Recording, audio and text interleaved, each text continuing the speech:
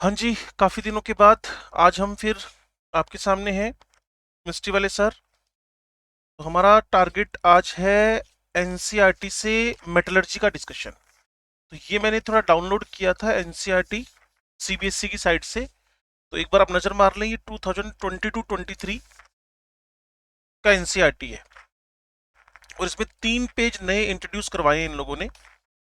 तो जिसमें कि हमें बताया गया है कि डिफरेंट मेटल्स जो भी हमारे पास यूज हो रहे हैं डेली लाइफ में, गोल्ड हो गया, सिल्वर हो गया, या फिर आपके पास आयरन हो गया, वो एक्चुअल में इंडिया में कहाँ कहाँ से हम लोग मेटलर्जिकली प्रोसेस करते हैं और करते थे। जैसे कि शुरू की लाइनें आप देख लें, the history of civilisation is linked to the use of metals in antiquity in many ways. Different periods of early human civilization have been named after metals.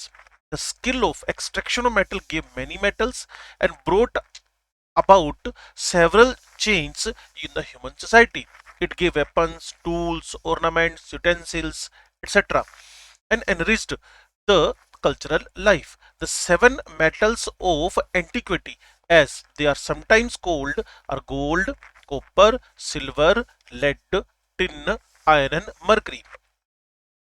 Although modern metallurgical had modern जो metallurgy है had exponential growth after industrial revolution. It is interesting to note that many modern concepts in metallurgy have their roots in ancient practices that predated the industrial revolution. For over 7,000 years, India has had a rich tradition in the metallurgical skills. तो main target उनका क्या था, जो मैं आपको बताना चाहता हूं इस 3 पेजेस को इंट्रोड्यूस करवाने का, वो एक्चुअल में इंडियन स्टूडेंट के दिमाग में ये डालना चाहते हैं कि जो मेटल्स का मेटलर्जिकल प्रोसेस है वो इंडिया में भी 7,000 साल पुराना है।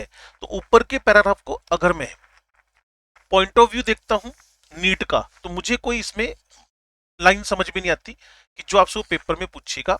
7 मेटल्स ऑफ एंटिक्विटी, इसको थोड़ा सा आप साइड में लिख कर रख लें। Gold, copper, silver, lead, tin, iron, mercury. Gold, copper, देखो ना, तीन तो कॉइन मेटल्स ही हैं। गोल्ड हुआ, कॉपर हुआ, सिल्वर हुआ, ये तीनों कॉइन मेटल्स हैं। आयरन मरकरी आप जानते हैं, मरकरी आपके थर्मोमीटर में यूज हो रहा है, आयरन आपका डेली रूटीन में यूज है, और ये 5082 वाला टिन लेड है। तो अगर मैं इसको बिना देखे बोलता हूं तो कहीं ना कहीं मेरे दिमाग में तीनों कॉइनस मेटल आएंगे। मेरे दिमाग में मरकरी आएगा, मेरे दिमाग में मरकरी के अलावा मेरे दिमाग में मरकरी के अलावा आयरन आएगा, और मेरे दिमाग में इसके अलावा 5082 वाले दो मेटल्स और आएंगे ग्रुप नंबर 14 के, जिसमें कि कार्बन पड़ा हुआ है। ठीक है जी। तो 7 मेटल्स ऑफ एंटिक्विटी करके आप इन 7 मेटल्स पे फोकस कर सकते हैं। स्टार्ट के पैराग्राफ में मुझे इसके अलावा कोई और बात नजर नहीं आती है। देख लेते हैं भी, जब दी एनसीईआरटी ने तो हमें पढ़ने में कोई प्रॉब्लम नहीं है, फिर हमें ये एक्सट्रैक्ट कर लेना है कि इसमें से काम की बात क्या है। The two important sources for the history of Indian metallurgy are archaeological excavation and literally evidences. The first evidence of metal in Indian subcontinent comes from Mehrgarh in Balochistan. लो जी, ले पीएमटी का क्वेश्चन नहीं बन सकता है की बात। Where a small copper bead dated to about 6000 BCE was found. It is, लो जी, कॉपर मिला वहां। It is however thought to be native copper which has not been extracted from the ore. Spectrometric studies on copper or sample obtained from the ancient mine pits at Khetri, Rajasthan में खेतरी है जहाँ copper का maximum extraction होता है और copper का maximum metallurgical process होता है। And on metal samples cut from representative, ये जो आप बोलते हो ना जनरली, मोहनजोदड़ो, जो एक मूवी भी आई थी आपके पास, हड़प्पन जो कल्चर था,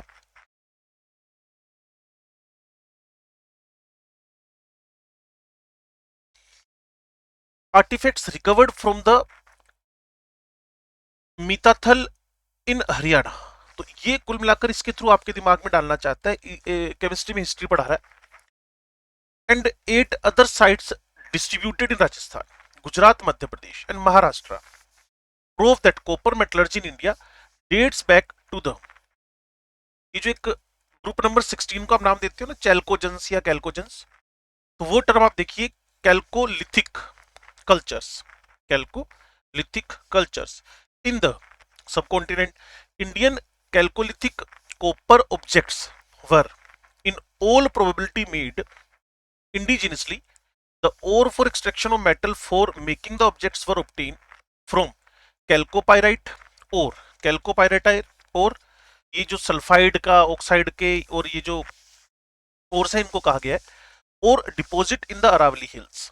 collection of archaeological texts from copper plates and rock inscriptions have been compiled and published by the Archaeological Survey of India during the past century. Royal records were engraved on copper plates, ताम्रपत्र बोलते हैं जिसको आपने कभी पुराने serial देखे हो। Earliest known copper plates has a Mauryan record that mentioned famine relief efforts. It has one of the very few pre-Ashoka Brahmi inscription in India. तो एक बार फिर आप देख लें कि इस पूरे पैराग्राफ में कॉपर के बारे में ही बोला गया है और बताया गया है कि कॉपर के बारे में आप लंबे टाइम से जानते हो, चाहे वो अशोका वाला प्री अशोका वाला पीरियड हो, चाहे वो आपके पास पीरियड हड़प्पन कल्चर का हो, आप पहले से जानते हो। और कैल्कोलिथिक, कैल्कोपाइराइट, इसमें सल्फाइड के ओर्स का डिस्कशन रहता है। Harappan also used gold and silver, जैसा कि आपको मैं बोल रहा था, 7 metals antiquity, as well as their joint alloy electrum. इस गोल्ड सिल्वर का जॉइंट एलोय इलेक्ट्रम है, Electrum.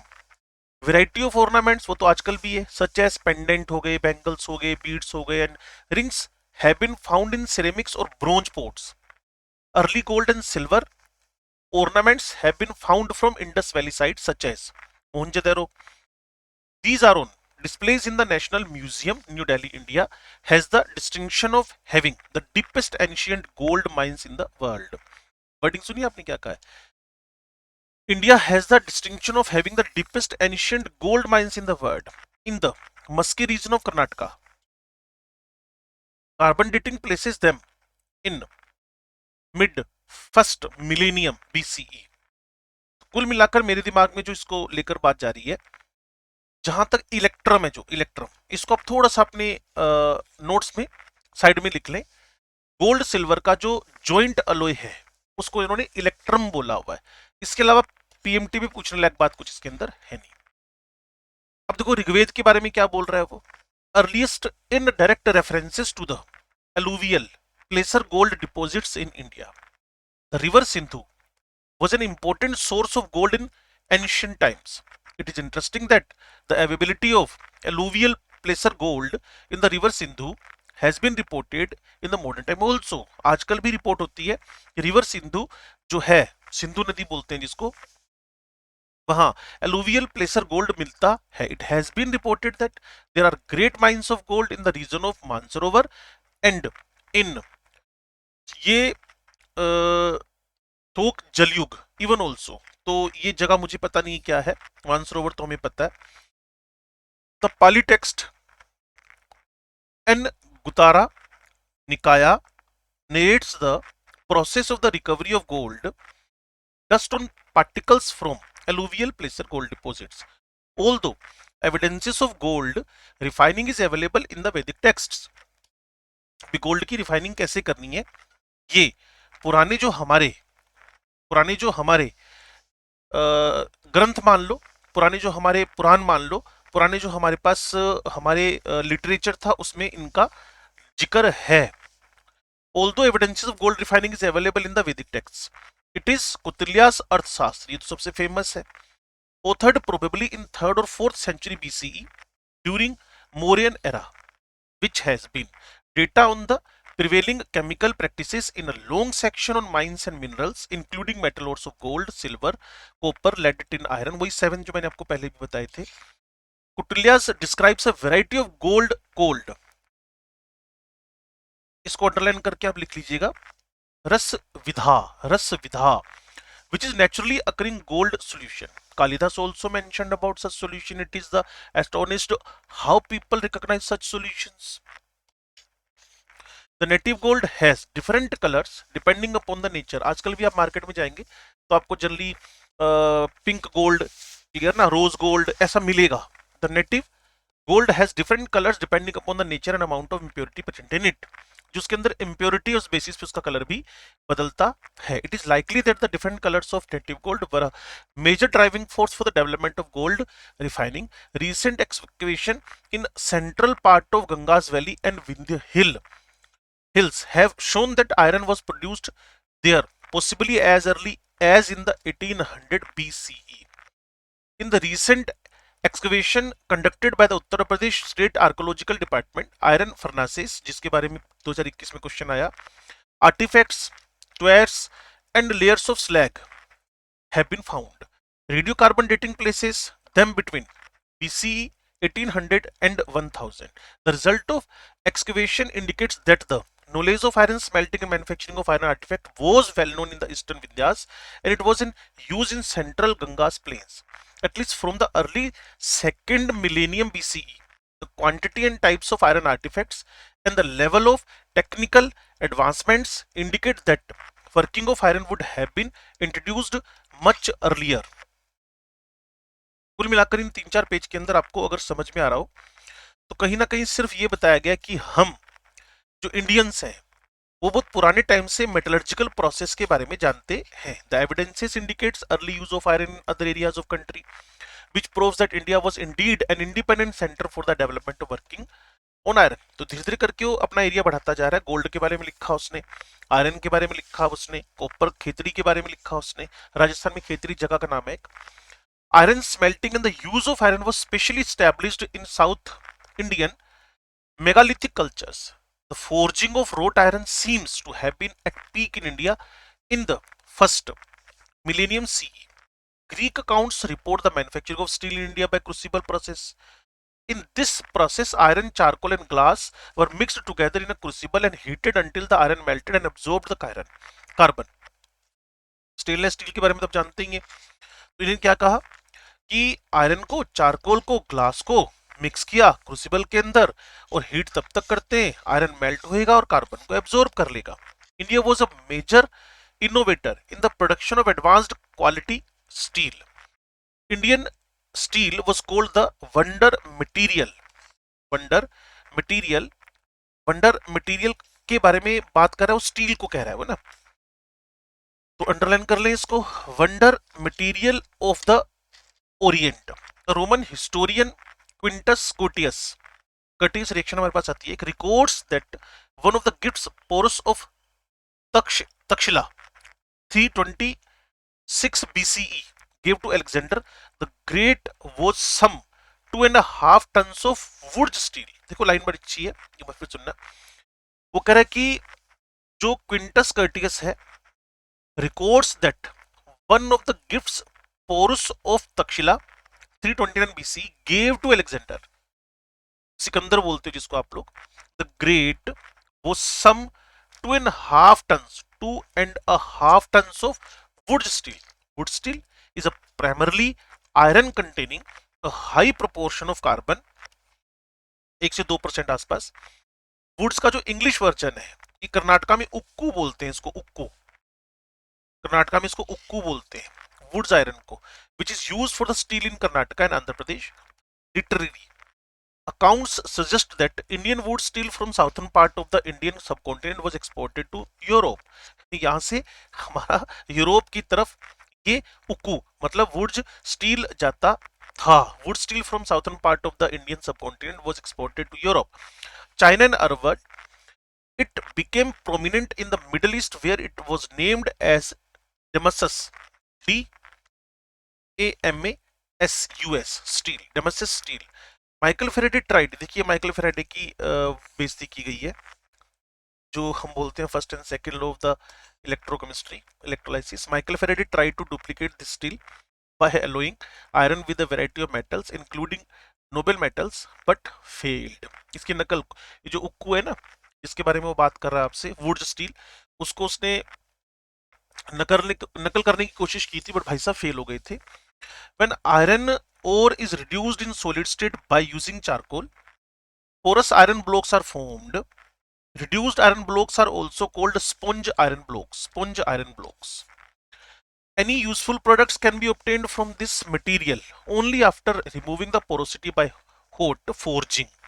Any useful product can be obtained from this material only after removing the porosity by hot forging.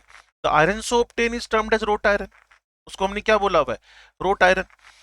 An exciting example of wrought iron produced in ancient India is a world famous iron pillar, जिसको आप जानते ही हैं.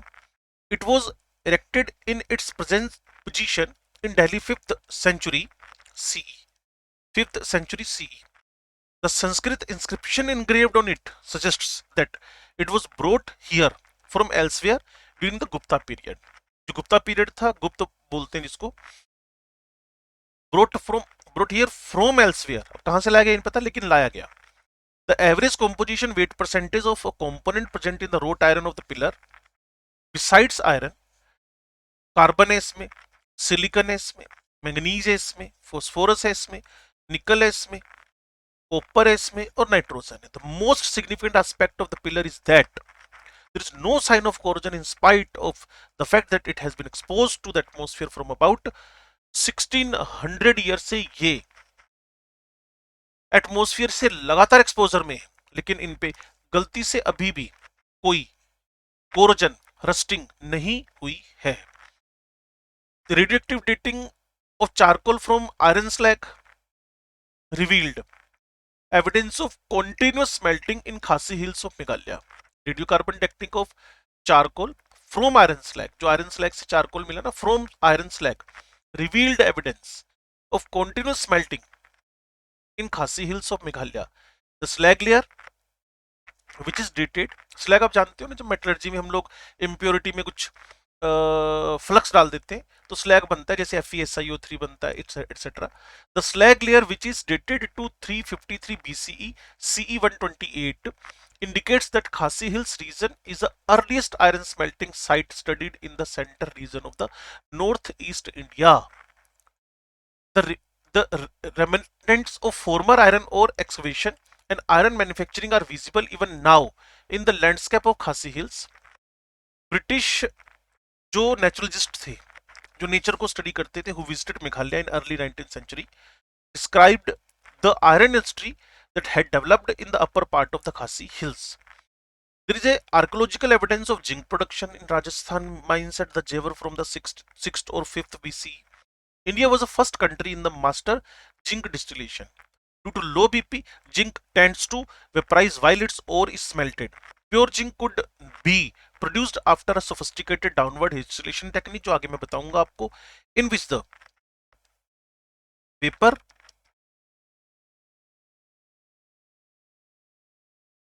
was condensed in a lower container. The technique was also applied to mercury. Indian metallurgists were mastered in this technique. This has been described in Sanskrit text of the 14th century. तो आपको कुल मिलाकर एक अपनी culture के लिए एक wave दे रहा है कि आप अगर मेटलर्जी पढ़ रहे हैं तो आप ये मत समझिए कि मेटलर्जी किन्हीं फॉरेनर्स की देन है हम लोगों को. Indians had knowledge about mercury, they used it for medicinal purpose, पारद बोलते हैं जिसको आप लोग. Development of mining and metallurgical declined during the British colonial era. Development of mining and metallurgical decline हुआ ब्रिटिश colonial era में. By the 19th century, once flourished mines of the Rajasthan were mostly abandoned and became almost extinct. In 1947, when India got independence, European literature on science had already found its way slowly into the country. देखो कितनी अच्छी line लिखी है, European literature on science had already found it's way slowly into the country. दस इन post independence era, मतलब 1947 के बाद, the government of India initiated the process of nation building through the establishment of various institutions of science and technology. In the following sections we will learn about the modern methods of extraction of the elements. तो कुल मिलाकर ये 3-4 words जोड़े गए हैं और इन 3-4 pages जोड़े गए हैं, 3-4 पेजेस जोड़े गए हैं. इनको थोड़ा सा अगर रीड किया जाए तो पता चल जाएगा कि इंडियन हिस्ट्री में हमारे पास क्या हुआ. तो एक बार मैं थोड़ा सा आपको बता दूं कि जो मेरे पास इसका पहला पेज मिल रहा है, इसके अंदर मुझे सिर्फ 7 मेटल एंटीक्विटी को देख लूं, जिसमें 3 कॉइन मेटल देख लो, आयरन टिन देख लो, ठीक है जी, आयरन मरकरी देख लो, टिन लेड देख लो। उसके बाद इसमें चलते चलते मुझे मेहरगढ़ बलूचिस्तान में कॉपर मिला, जो 6000 साल पुराना था। राजस्थान खेतरी में भी हमें कॉपर का ही मेटलर्जिकल प्रोसेस दिखता है, ठीक है जी। इसके अलावा गुजरात, राजस्थान, मध्य प्रदेश, महाराष्ट्र, ये एक कैल्कोलिथिक कल्चर सब कॉन्टिनेंट में था। कैल्कोपाइराइट अरावली हिल्स में डिपॉजिट मिले हैं हम लोगों को। ताम्रपत्र, हरप्पन्स गोल्ड सिल्वर को यूज करते थे, जिसका जॉइंट नेम इलेक्ट्रम था, ठीक होगी बात। बाकी इसके बैंगल्स, पेंडेंट, बीड्स, रिंग्स, ये सब हमें पता ही है, हम यूज कर ही रहे हैं।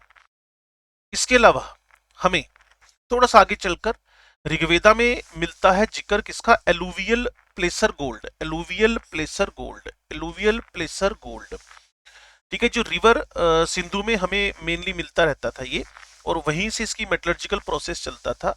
इसके अलावा मानसरोवर और थोक जलयुग में भी गोल्ड की माइनिंग हुई है, इसके अलावा कौटिल्य का जो अर्थशास्त्र है, इकोनॉमिक्स पे लिखा गया जो उनका, उसमें भी गोल्ड की मेटलर्जी के बारे में जिक्र है। और इसके अलावा Kautilya describes variety of gold, जिसको हम रस विधा बोलते हैं। इसके अलावा जो central part of Ganga valley and Vindhya hills है, बोलते हैं ना जब जनगण मन विंध्य हिमाचल, तो विंध्य हिल्स, जहां आपको 1800 बीसीई के आसपास का आयरन फर्नेस से मिलती हैं, आयरन की भट्टियां मिलती हैं, आयरन की मेटलर्जी में यूज होने वाली भट्टियां मिलती हैं। जैसे आप इधर आओगे तो यहां आपको बताया जाएगा इसके बारे में, साउथ इंडिया में यूज होने वाला वुड्स स्टील, वुड्स, क्लियर है। और उसी से मिलता जुलता एक आपके पास उक्कू है, और वुड स्टील की नकल करने की कोशिश फेराडेज ने की थी, लेकिन भाई साहब फेल हो गए थे। फिर एक स्पॉन्ज आयरन ब्लॉक्स है, जब आप कभी भी आयरन ओर का रिडक्शन करवाते हो सॉलिड स्टेट में ही, चारकोल या पोरस आयरन ब्लॉक्स, तो वहां फिर आपको एक पोरस आयरन मिलता है, ठीक है जी। और पोरस जो आयरन मिलता है, तो आयरन सो ऑब्टेन, इसको बोलते हैं रोट आयरन। और रोट आयरन में गुप्ता पीरियड में हमने एक देखा, जो हमें दिल्ली में मिलता है 5th सेंचुरी सी में, तो उसके अंदर कार्बन, सिलिकॉन, मैग्नीज, फास्फोरस, निकल, कॉपर और नाइट्रोजन है माइन्यूट अमाउंट में, और अभी तक उसको 1600 सालों से रस्टिंग नहीं हुई है, इसके अलावा मेघालय की तरफ चले जाएं, तो मेघालय की तरफ भी आपको आयरन की मेटलर्जी के एविडेंसेस मिलते हैं। और बाकी राजस्थान में चले जाएं तो ज्वार में आपको जिंक की मेटलर्जी के एग्जाम्पल मिलते हैं, और मरकरी के बारे में हम जानते थे, इसका मेडिसिनल यूज करते थे।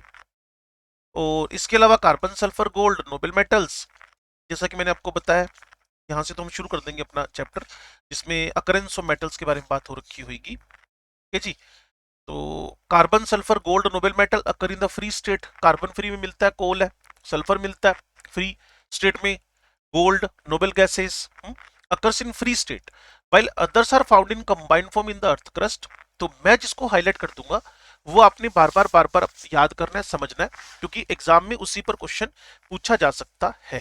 तो बात शुरू करें भाई अंडरलाइन करने वाली। Aluminium is the most abundant, in fact is the third most abundant element. Metals में देखो तो ये अपनी कॉपी में यहां से लिखना स्टार्ट कर लेना, एल्यूमिनियम मोस्ट अबंडेंट मेटल है, और जो एल्यूमिनियम है थर्ड मोस्ट अबंडेंट एलिमेंट है।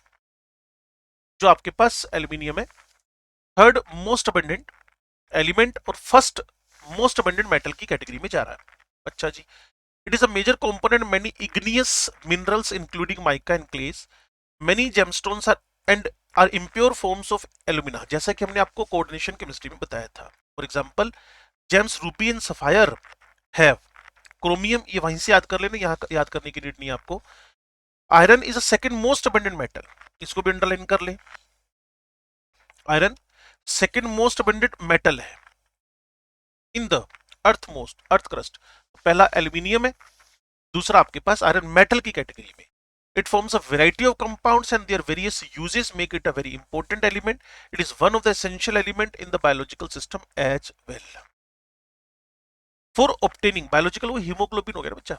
For obtaining a particular metal, first we look for minerals which are naturally occurring chemical substances in the earth crust and are obtained through mining. Out of many minerals in which a metal may be found, only a few are viable to be used as source of their metal. Such minerals are known as ores. तो इसको मैं थोड़ा simple way में बोल दूं कि जिससे economical और इजी तरीके से कन्वीनियंटली मेटल एक्सट्रैक्ट कर पाए उसे हम लोग और बोलते हैं। तो मैं जनरली क्लास के अंदर बच्चों के साथ बात करते हुए बोलता हूं, सबसे पहले माइनिंग हुई, माइनिंग से आपका मिनरल निकला, मिनरल में से हमने और निकाला है। मिनरल और में फर्क नहीं है, लेकिन वो मिनरल जो इकोनॉमिकली कन्वीनियंटली मुझे मेटल एक्सट्रैक्ट करके दे दे, वो मिनरल जो मुझे इकोनॉमिकली और कन्वीनियंटली मेटल एक्सट्रैक्ट करके दे दे, उसे मैंने और बोलना है, उसे मैंने और बोलना है। For obtaining a particular metal first we look for minerals which are naturally occurring chemical substances in the earth crust and are obtained through the mining. Out of many minerals in which a metal may be found, only a few are viable to be used as source of that metal. Such minerals are known as ore. अब तब देखो mining, mineral, और, तो ऊपर के 5 लाइनों का आप 3 वर्ड से जवाब ढूंढ सकते हो। माइनिंग हुई, मिनरल निकला, इकोनॉमिकली कन्वीनियंटली जिससे आप मेटल एक्सट्रैक्ट कर पाओ उसको आप और बोलते हो। लो जी, बॉक्साइट को गलती से भी नहीं भूलेंगे आप। Al2O3.2 वाटर,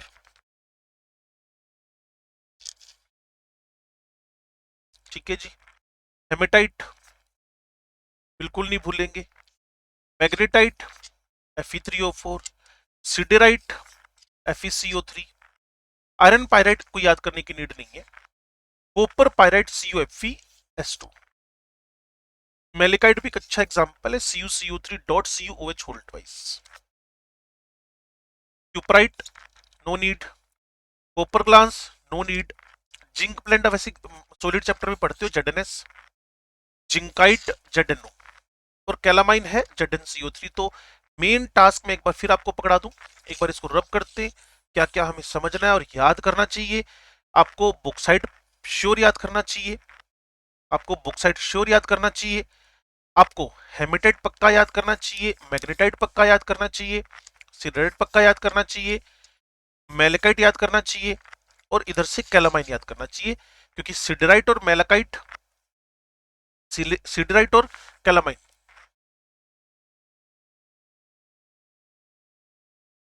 तो मेलाकाइट जरूर देख लेना भाई, copper CuCO3 CuOH whole twice और कैलामाइन ZnCO3।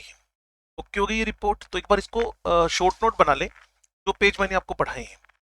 चलिए आगे बढ़ते हैं भाई।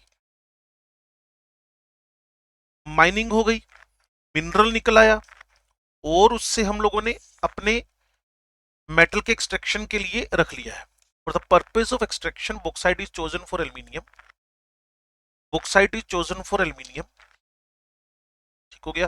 For iron generally, for iron usually the oxide ores which are abundant and do not produce polluting gases like SO2 that is produced in case of iron pyrite are taken। वो bauxite ही हो सकता, उधर से haematite, और haematite ही हो सकता है, best है जिसकी, जो कि अगर आयरन पायराइट लेती हो तो उससे पोल्यूटिंग गैसें निकलती हैं। तो इनडायरेक्टली बोल रहे क्या लेना चाहिए, तो एक बार देख लें हम लोग। यहां आकर आयरन का जो मैंने जिसको बोला, या तो Fe2SO3 और Fe3O4, magnet, hematite and magnetite, ये बेस्ट रहेंगे। लो जी,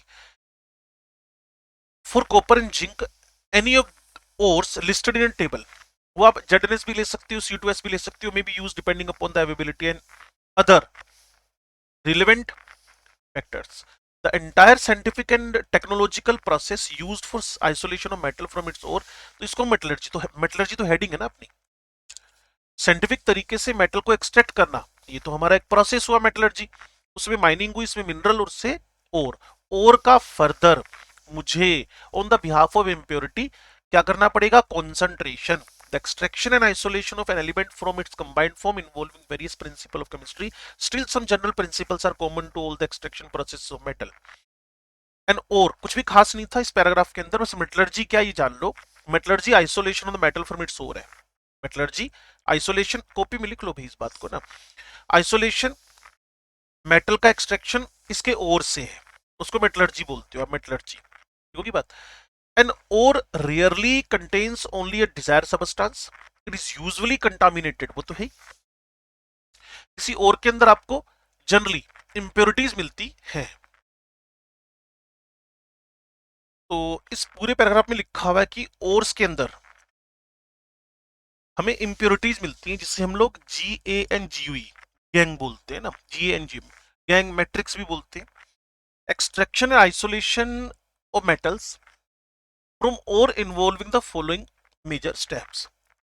तो पहला टाइप क्या हो गया आपके पास, मैंने फिर बोला आपको, पहले माइनिंग करवाई, माइनिंग में मिनरल निकला, मिनरल में से हम लोगों ने जो कन्वीनियंटली इकोनॉमिकली हमें मेटल दे दी उसको हमने ओर बोल दिया है, ठीक हो गया। तो जो ओर है उसका कंसंट्रेशन करना पड़ेगा, क्योंकि उसके अंदर अनडिजायर्ड मटेरियल है, अनडिजायर्ड मटेरियल है। तो पहले कंसंट्रेशन ऑफ द ओर है, फिर isolation of metal from its concentrated ore है। Isolation of the metal from its concentrated ore है, आइसोलेशन करना है मेटल का इसके कॉन्सेंट्रेटेड ओर से।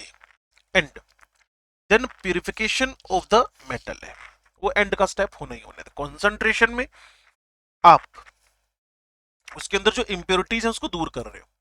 उसके बाद isolation metal from its concentrated ore में से इंप्योरिटी निकाल दी, तो कुछ खास काम नहीं किया आपने, कॉन्सेंट्रेशन है इंप्योरिटी बाहर करना, फिर मेटल एक्सट्रैक्ट करना है उससे, और फिर मेटल का फर्दर प्यूरिफिकेशन करवाना है। In the following sections, we shall first describe the various steps for effective concentration of ore. After that, principles of some of the common metallurgical processes will be discussed. Those principles will include the thermodynamic and electrochemical aspects involving in the effective reduction of the concentrated ore to the metal. काम की बात नहीं है। लो जी, तो सबसे पहले हम concentration की बात करें। Concentration of the ore, concentration of the ore में इस पैराग्राफ को भी पढ़ने की नीड नहीं है, सिर्फ आप नीचे हाइड्रोलिक वॉशिंग की तरफ चलेंगे तो आपको दिख जाएगा करना क्या है। Removal of unwanted material, sand, clays etcetera from the ore is known as a concentration, dressing और बेनिफिकेशन। तो ये कंसंट्रेशन के डिफरेंट नेम है, कंसंट्रेशन के डिफरेंट नेम है, कंसंट्रेशन, ड्रेसिंग और बेनिफिकेशन। कंसंट्रेशन, ड्रेसिंग और beneficiation. Before proceedings for concentration ores are graded and crushed to reasonable size. Concentration of ore involving several steps, and selection of these steps depends upon the difference in the physical properties of the compound of the metal present and that of the gangue. जो आपने metal लिया ना बच्चे, और मतलब, ठीक है, अब डिपेंड कर रहा है उसकी कॉन्सेंट्रेशन के लिए मैं मेटलर्जी का कौन सा कॉन्सेंट्रेशन टर्म लगाऊं, ग्रेविटी सेपरेशन लगाऊं, मैग्नेटिक सेपरेशन लगाऊं, या कुछ और। Concentration of ore involves several steps, and selection of these steps depends upon the difference in physical properties of the compound of the metal present and that of gangue. This type of metal, the type of metal, the available facilities and the environmental factor are also taken into consideration. Some of the important procedures for concentration of ore are described below. लो जी, सबसे पहले पकड़ते हैं hydraulic washing को। This is based on the difference between specific gravities, नाम से पता चल रहा है। ग्रेविटी सेपरेशन मेथड भी इसका दूसरा नाम है, ग्रेविटी सेपरेशन मेथड भी इसका दूसरा नाम है। तो हाइड्रोलिक वॉशिंग जब आप लिखेंगे तो साथ में पक्का लिख देंगे gravity separation method. It is based on the difference between specific gravities of the ore and gangue particles. It is therefore a type of gravity separation. In one such process is an upward stream of running water. An upward stream of running water is used to wash the powdered ore. The lighter gangue particles are washed away and the heavier ore particles are left behind. तो ये तो 12वीं class में अगर मैं लिखना हो उसके लिए ठीक है। तो बड़ा सिंपल सा टारगेट जैसा मैं आपको देता रहता हूं ऑलवेज, कि हाइड्रोलिक वॉशिंग लिखो, ग्रेविटी सेपरेशन लिखो, और डिफरेंस बिटवीन स्पेसिफिक ग्रेविटीज लिखो, गोली मारो, बात खत्म। इतना इनफ है, पीएमटी की तैयारी के लिए इतना इनफ है। नाउ मैग्नेटिक सेपरेशन की बात कर लें। आगे जब आप आयरन की मेटलर्जी पढ़ोगे ना बच्चों, तो बता देगा कि आयरन की मेटलर्जी में हमें कौन सा टेक्निक यूज करना है।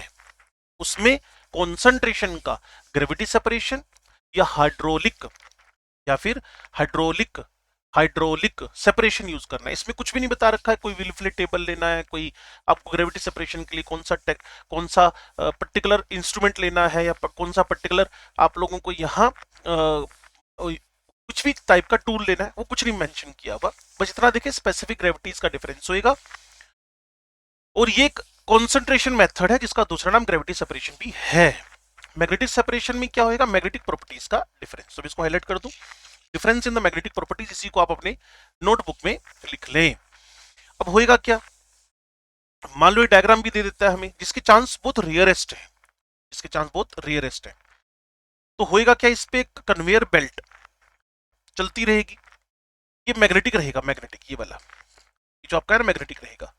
तो इसके मैग्नेटिक रहने से हमें फायदा और नुकसान क्या है कि जो मैग्नेटिक मैग्नेटिक नेचर की इंप्योरिटी या फिर मेटल है, वो तो इसके एडजेसेंट आकर गिरेगा और बाकी यहीं से ग्रेविटी लगकर बाहर की तरफ हो जाएगा। तो फाइनली डिवाइडेड ग्राउंड हो रहा है, कन्वेयर बेल्ट है, व्हील्स पे ये रोटेट कर रहा है लगातार। Differences in magnetic properties of the ore components, if either the ore or the gangue is attracted toward, दोनों में से किसी पे भी चांस ले सकता है वो, चाहे वो गैंग हो चाहे वो फिजिकल फॉर्म में कोई और हो। Then the separation is carried out by this method. For example, iron ores are attracted towards magnet. Hence, non-magnetic impurities can be separated from them using magnetic separation.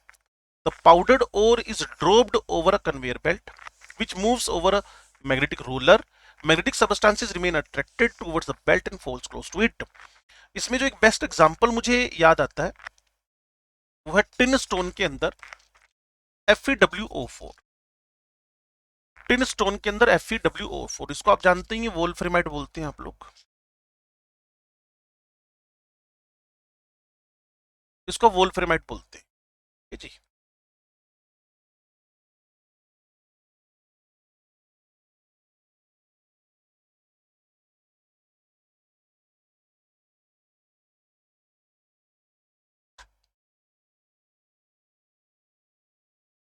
चलिए जी, अब बढ़ते हैं फ्रोथ फ्लोटेशन मेथड की तरफ, जो तीसरा method है आपके पास ना।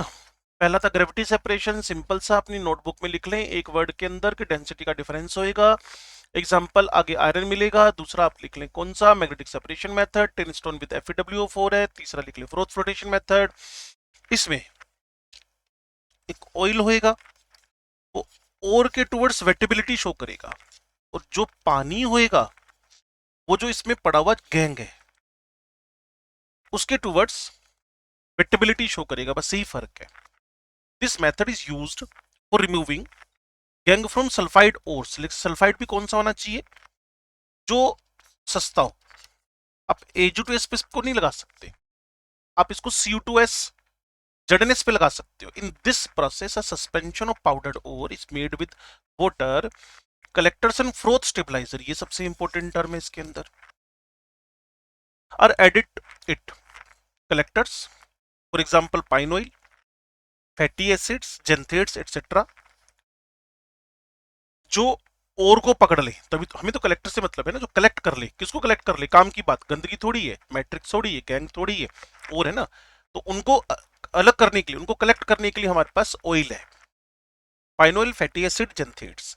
enhances known wettability of the mineral particles and the froth stabilizer, cresol aniline जैसे सोप होती है ना वैसे stabilises the froth.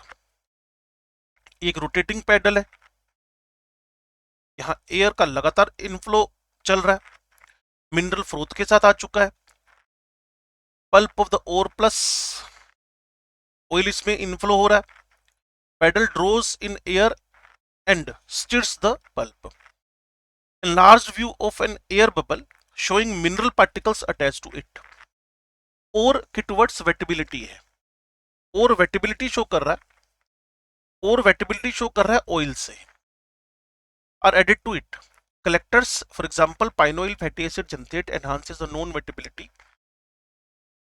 of the mineral particles and froth stabilizer stabilizes the froth। वो एक एंड उसका पोलर होएगा, एक एंड उसका नॉन पोलर होएगा। जैसे क्रिसोल का अगर हम स्ट्रक्चर ड्रॉ करते हैं, अगर हम क्रिसोल का स्ट्रक्चर ड्रॉ करते हैं तो इस स्ट्रक्चर के अंदर हमें दिखता है, स्ट्रक्चर में साफ दिखता है, mineral particles become weight by the oils while the gang particles by the water. ठीक है जी, तो मैंने लिख ही दिया था, आप भी अपने नोटबुक में और टुवर्ड्स ऑयल लिख लें, और टुवर्ड्स ऑयल, और टुवर्ड्स ऑयल, और टुवर्ड्स ऑयल लिख लें।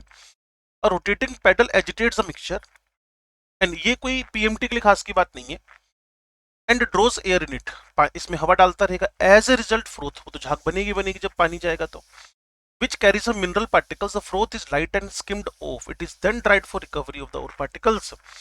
मेन तो आपको जो ध्यान करना है इसमें कलेक्टर्स ध्यान करने, जो फैटी ऑयल हो सकता है, जंथेट हो सकता है। स्टेबलाइजर ध्यान करने हैं, जो कि क्रिसोल हो सकता है, ये स्टेबलाइजर है। Sometimes it is possible to separate two sulphide ores by adjusting proportion, ये भी अच्छी लाइन है। अब तो आप कोऑर्डिनेशन केमिस्ट्री पढ़ ही चुके हो, तो आपको पता है कि डिप्रेसेंट जो है उसमें से जेडएनएस पीबीएस में से जेडएनएस जो है वो कोऑर्डिनेशन कॉम्प्लेक्स बनाता है, क्योंकि डी ब्लॉक एलिमेंट है ना।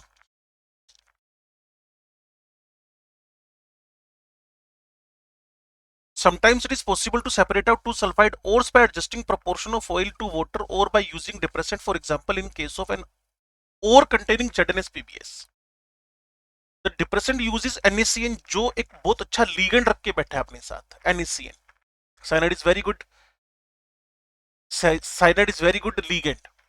It selectively prevents ZnS from coming in the froth. वो तो कोऑर्डिनेशन कॉम्प्लेक्स बन गया ना, और पीबीएस को क्या करेगा, फ्रोथ में आने के लिए प्रमोट कर देगा, क्योंकि उससे कंपाउंड नहीं बना रहा। कुल मिलाकर ये एक इनोवेटिव वॉशर वीमेन की बात हो रही है, तो इसे आप अपने लेवल पे थोड़ा सा एनसीईआरटी से पढ़िएगा। इसका मैं पीएमटी के लिए कोई यूज नहीं मान के चलता हूं। मेरे पास लास्ट कॉन्सेंट्रेशन टेक्निक है लीचिंग। लास्ट कॉन्सेंट्रेशन टेक्निक है leaching. Leaching is often used if the और इन सम सुटेबल सोल्ट्स इज सोल्यूबल, और घुल जाए कुछ सुटेबल सोलवेंट के अंदर। उसमें से सबसे पहले leaching of alumina from bauxite है, leaching of alumina from the bauxite है। ठीक है जी, leaching of alumina from the bauxite. फिर इसके बाद हम रीड करेंगे कि गोल्ड की भी कॉन्सेंट्रेशन हम लीचिंग के तरीके से कैसे करते हैं। तो एक बार देख लें इनको, फिर हम इंडेक्स क्वेश्चन करेंगे, और बड़ा इंपॉर्टेंट डिस्कशन है ये वाला। और फिर आप एक इसका नोट बना सकते हैं ना, leaching of alumina from bauxite. Bauxite एक प्रिंसिपल और ऑफ एल्यूमिनियम है, जिसको कि मैं आपको नोट करवा चुका हूं कि आपको जरूर उसको अपनी कॉपी में लिख कर रखना चाहिए, वेरी वेरी इंपॉर्टेंट का केस है। It usually contain silica, iron oxide and titanium oxide as impurities, तो वो भी साइड में लिख लें। सिलिका इसमें आयरन ऑक्साइड Fe2O3 या Fe रहेगा, और टाइटेनियम ऑक्साइड। उसके बाद concentration is carried out by heating the powdered ore with a concentrated solution of NaOH।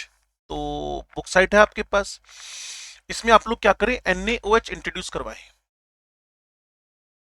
जैसे NaOH इसके अंदर आप इंट्रोड्यूस करवाएंगे, जैसे NaOH इसके अंदर इंट्रोड्यूस करवाएंगे, टेम्परेचर भी ठीक ठाक है, 200 से 250 डिग्री है, 200 से 250, प्रेशर भी बहुत अच्छा है 35 बार तक।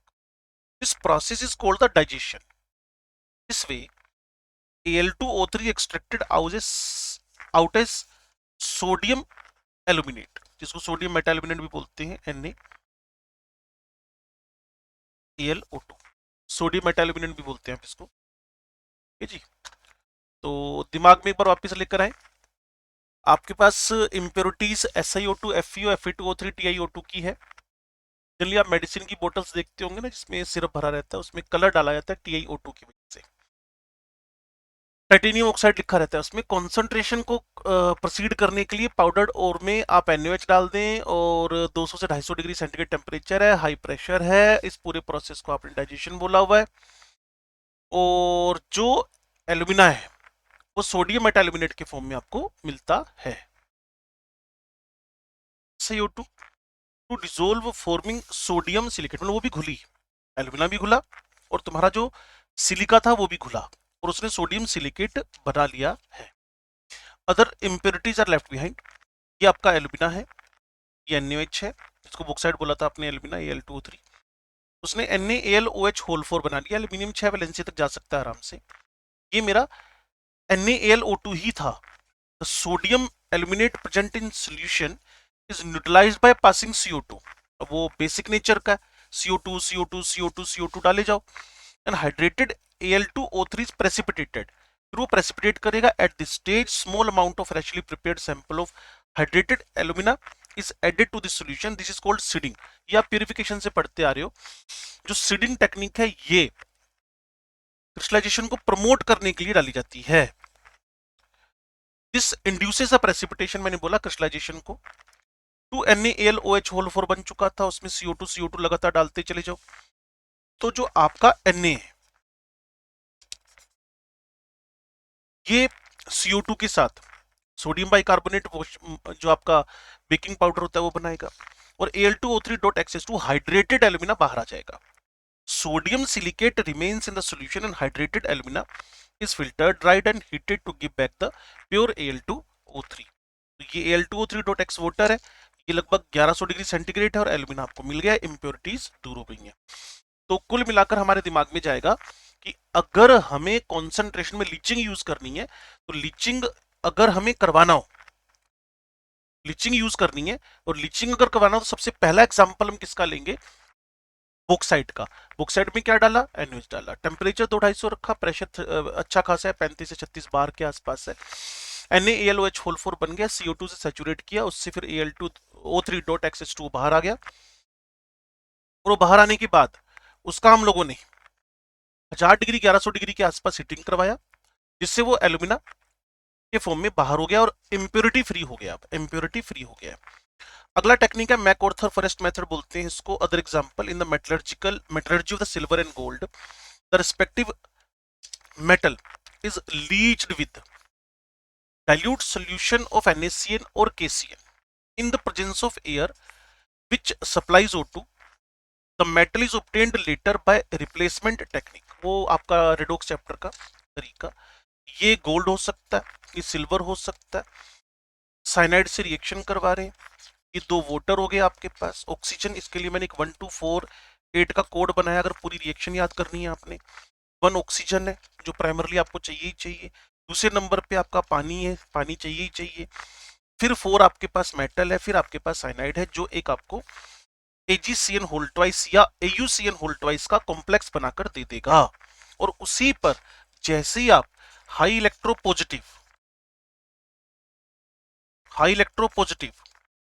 मेटल डालते हैं तो हाई इलेक्ट्रोपॉजिटिव मेटल जैसे जिंक है वो M को बाहर कर देगा और ये आपका पास जिंक CN होल 4-2 बन जाएगा। ठीक है जी। तो इंटेक्स क्वेश्चन में क्या कह रहा है वो आपसे, विच ऑफ द और mention in table 6.1 can be concentrated by magnetic separation method. मैंने आपको एक एग्जांपल दिया टिन स्टोन वाला। What is the significance of leaching in the extraction of aluminium. Significance ये है कि जो हम जनरल टेक्निक से अलग नहीं कर सकते, ग्रेविटी सेपरेशन से, फ्रोथ फ्लोटेशन से, तो वहां लीचिंग यूज करके हम लोग सेपरेशन कर सकते हैं, सेपरेशन कर सकते हैं।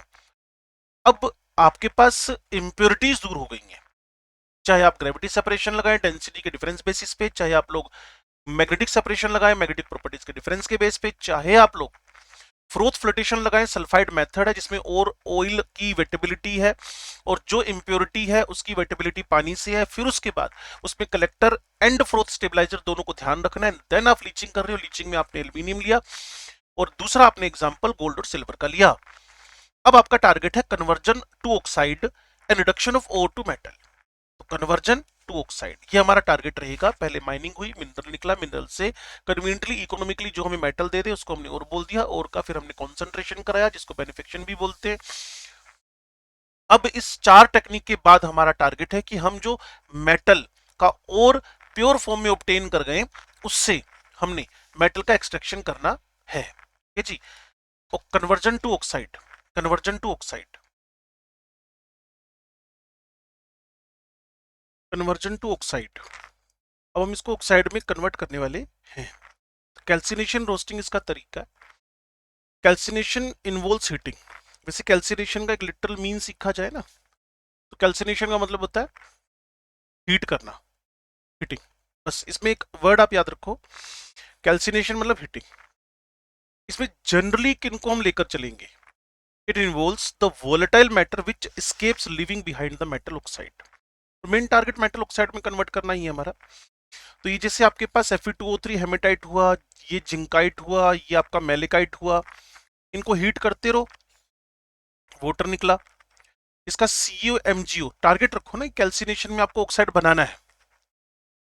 आप टारगेट रखो ना कि कैल्सिनेशन में आपको ऑक्साइड बनाना है, तो CuMgO, ZnO, Fe2O3 और साथ में वाटर निकला, कहीं CO2 निकला। कुल मिलाकर वोलेटाइल मैटर एस्केप कर गया living behind the metal oxide. चलिए रोस्टिंग की बात कर रहे हैं, तो रोस्टिंग में आपको हीट करना है लेकिन विद ऑक्सीजन करना है। रोस्टिंग की बात हो रही है, हाँ जी।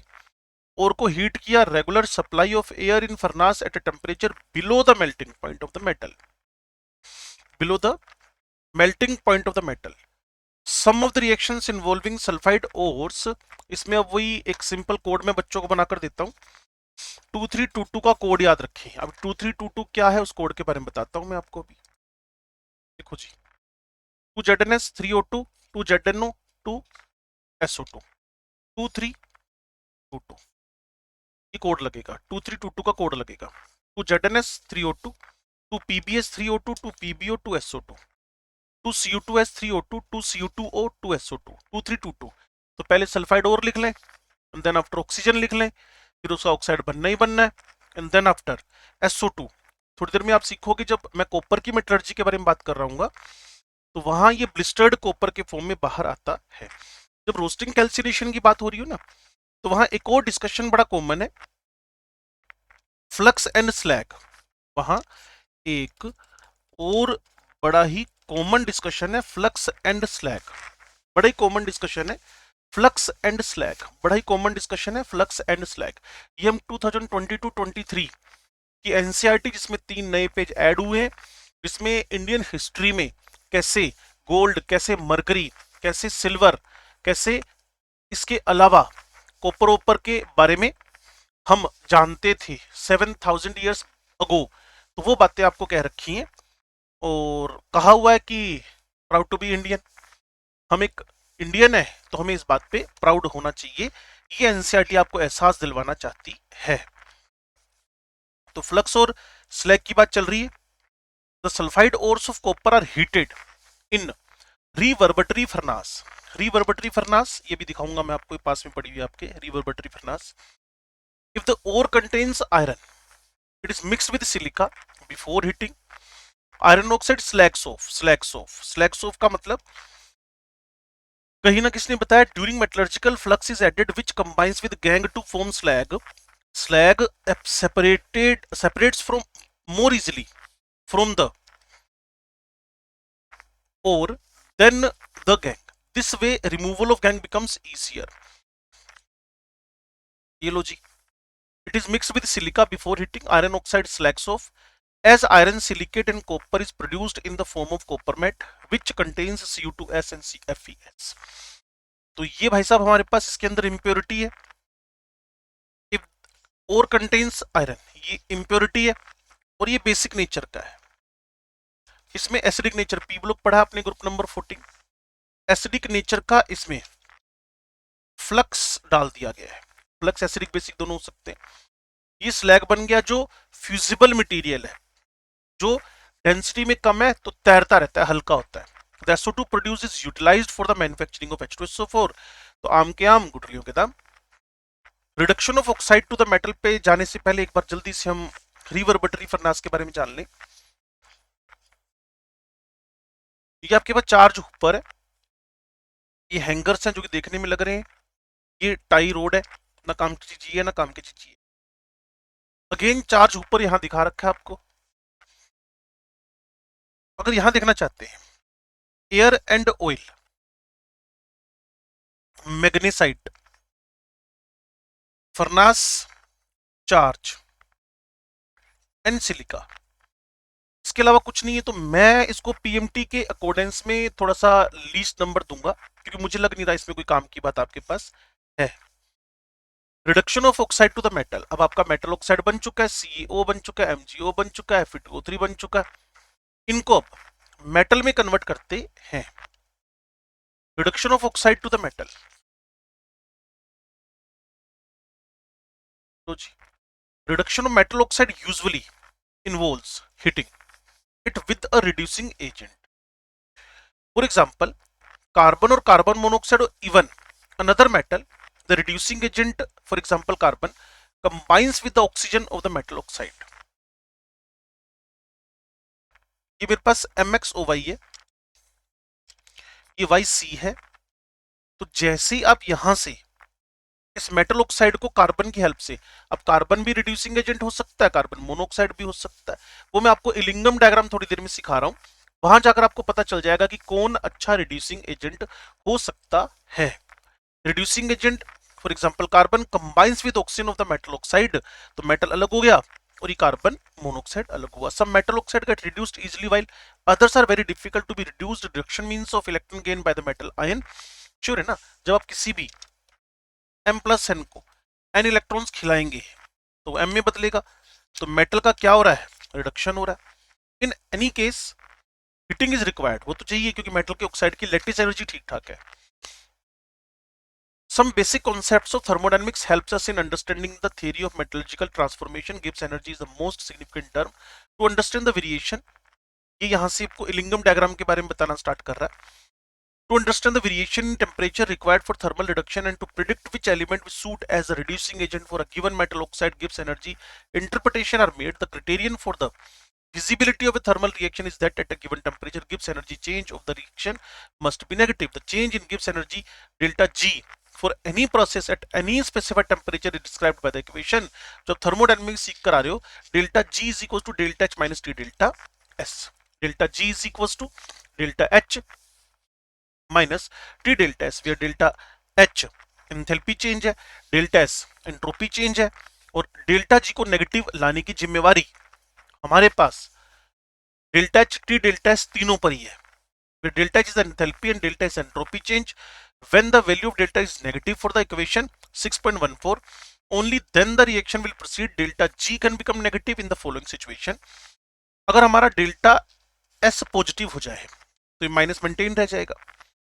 On increasing the temperature, the value of T delta S increases so that T delta S ज्यादा हो गया। In this situation, delta G becomes negative or increasing the temperature. जैसे जैसे ये बढ़ेगा इसका मैग्नीट्यूड, वैसे वैसे डेल्टा जी नेगेटिव होता चला जाएगा। If coupling of two reaction, कई बार आपने थर्मोडायनामिक्स पढ़ा होगा ना कि एक रिएक्शन को करवाने के लिए उसके साथ दूसरी रिएक्शन जोड़ दो, एक का नेगेटिव ई नोट हो, एक का नेगेटिव डेल्टा जी हो, एक का पॉजिटिव डेल्टा जी हो, और दोनों का सम फाइनली आपके पास नेगेटिव आना चाहिए। If coupling of the two reactions reduction oxidation results in negative value of delta G for overall reaction, the final reaction become feasible. Such coupling is easily understood. इसको हम समझ सकते हैं मेटलर्जिकल प्रोसेस के reference to the Gibbs energy versus T plots for the formation of oxides. These plots are drawn by the free energy change that occurs when 1 gram mole of oxygen is consumed. इसको बनाने में हमारे जो scientist हैं वो इलिंगम sir हैं, ELLINGHAM, इलिंगम। This proves a sound basis for the consideration to the choice of reducing. तो कोई मेरे से जनरली पूछता है सर ये आप इलिंगम डायग्राम क्यों पढ़ रहे हो या पढ़ा रहे हो, तो मेरा एक बड़ा सिंपल सा आंसर होता है, इलिंगम डायग्राम पढ़ने की सबसे बड़ी वजह, हम जानना चाहते हैं कि किसी मेटलर्जिकल प्रोसेस में मेटल ऑक्साइड को मेटल में कन्वर्ट करने के लिए अच्छा रिड्यूसिंग एजेंट कार्बन है, कार्बन मोनोऑक्साइड है या कोई और है। तो बड़ा सिंपल सा 3 लाइनों का आंसर है, ये हमें अच्छे रिड्यूसिंग एजेंट की इंफॉर्मेशन प्रोवाइड करवाता है, अच्छे रिड्यूसिंग एजेंट की इंफॉर्मेशन प्रोवाइड करवाता है। अब इस इलिंगम डायग्राम को ढंग से देख लें आप। पहली बात, ये delta G versus delta G versus T में प्लॉट कर रखे। तो Ellingham diagram delta G naught versus T. अब डेल्टा जी नॉट क्या और किसका, delta G naught formation of oxides का, फॉर्मेशन ऑफ ऑक्साइड्स का। डेल्टा जी नॉट किसका भाई, फॉर्मेशन ऑफ ऑक्साइड्स का डेल्टा जी नॉट। तीसरी बात, जैसे जैसे टेम्परेचर बढ़ रहा है, एक बात और छोटी सीख लो, ये जो आप रेड डॉट्स देख रहे हो ना इस पूरे के पूरे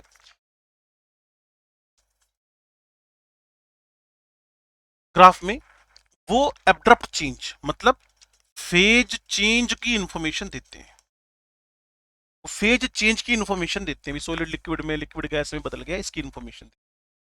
फिर अगली बात, जैसे जैसे आप टेम्परेचर बढ़ा रहे हो, delta G minus minus minus, delta G की वैल्यू लेस नेगेटिव से मोर नेगेटिव से लेस नेगेटिव होती जा रही है, मोर नेगेटिव से लेस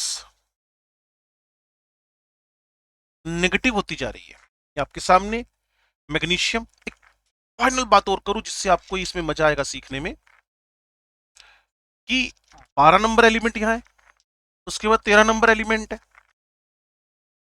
14 गायब है ना। उसके बाद सीधे सीधे 30 नंबर की बात की हुई है। उसके बाद बात करें, 30 है, यहां आपके पास 26 है, और फिर 29 नंबर को ऊपर है।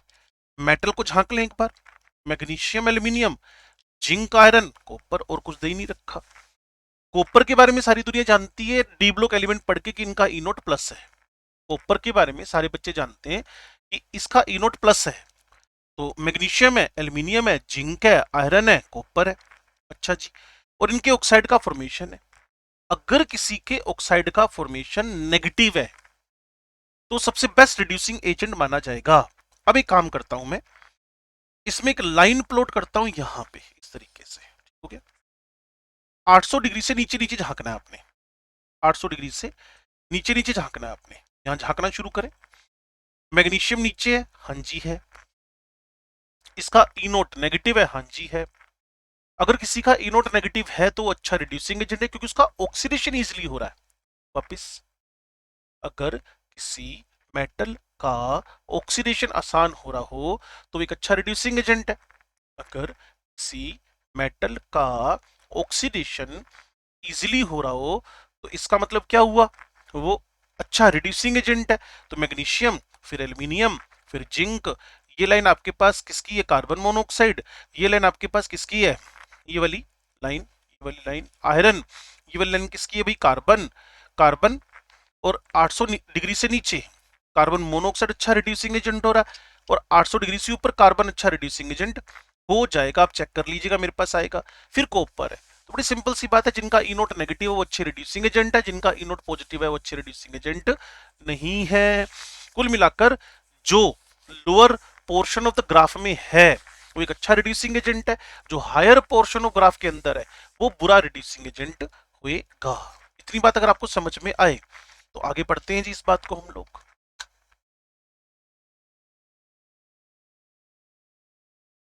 As we know, during reduction oxides of metal decomposes, ठीक है, बिल्कुल परफेक्ट बात है। और जो रिड्यूसिंग एजेंट है वो ऑक्सीजन लेके भाग जाएगा। Reducing agent takes away the oxygen. The role of reducing agent is to provide delta G negative and large enough to make the sum of delta G naught of two reaction negative करने का काम mean oxidation of reducing agent and reduction of the metal oxide negative. ये मेरे पास MXO है, ये metal liquid या solid जो भी फॉर्म में आना होगा आ जाएगा। इस ऑक्सीजन मिल गई है आपको, इसका डेल्टा जी हमें जो भी मेंशन करना हो करेगा। If reduction is carried out by carbon, the oxidation of reducing agent will be there. Oxidation of the reducing agent will be there. Carbon, इसका ऑक्सीडेशन होकर कार्बन मोनोऑक्साइड बन गया या कार्बन डाइऑक्साइड बन गया। वो आप देख सकते हैं, पीछे लिंगम डायग्राम बना हुआ है, वहां कार्बन से कार्बन मोनो का भी है,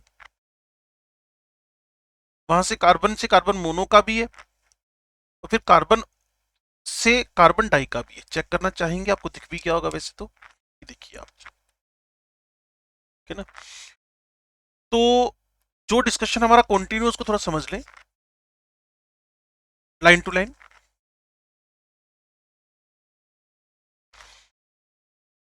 ऑन कपलिंग, ध्यान से सुनिएगा अब आप, 615 616 we get MXO plus carbon XMCO बन गया, ठीक है।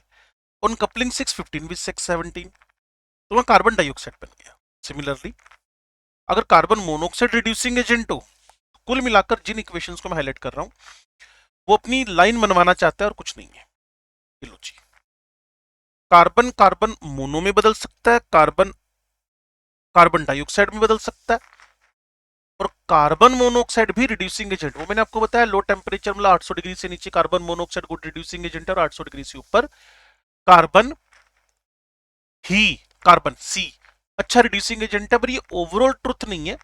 हाँ, ये लाइन ओवरऑल ट्रुथ है जो मैं बोल रहा हूं। Low temperature favoured reducing nature carbon monoxide का है, और high temperature favoured reducing nature आपके पास जिसका है वो है कार्बन। कार्बन हाई टेम्परेचर पे फेवर करने वाला है। Now, a Lingam diagram normally consists of the plots of delta G versus T, जैसा मैंने आपको बताया for the oxides formation of the common metal and reducing agent for the reaction below, जैसे मैंने आपको बताया था। In this reaction, gas is consumed in the formation of oxide, hence molecular randomness decreases, delta S negative हो गया in the formation of oxide, which leads to the negative value of delta S. As a result, sign of T delta S term in equation becomes positive. Subsequently, delta G shifts towards higher side despite rising T. This results in positive slope in the curve for most of the reaction for the formation of metal oxide। जैसा कि आपको बताया गया है, metal का oxide का जो graph है ऊपर की तरफ जा रहा है, क्योंकि प्रोडक्ट साइड में आपको गैस नहीं मिल रही है, एंट्रोपी घट रही है बढ़ने की जगह पर। तो टेम्परेचर बढ़ने के साथ साथ में डेल्टा जी वर्सेस टी का ग्राफ ऊपर की तरफ जाएगा। Each plot is straight line बिल्कुल है, लेकिन जहां आपको हल्का सा फेज चेंज मिलता है वहां वो रेड डॉट मैंने आपको बताया था, temperature at which such change occurs is indicated by an increase in the slope on positive side, जैसे Zn से Zno plot।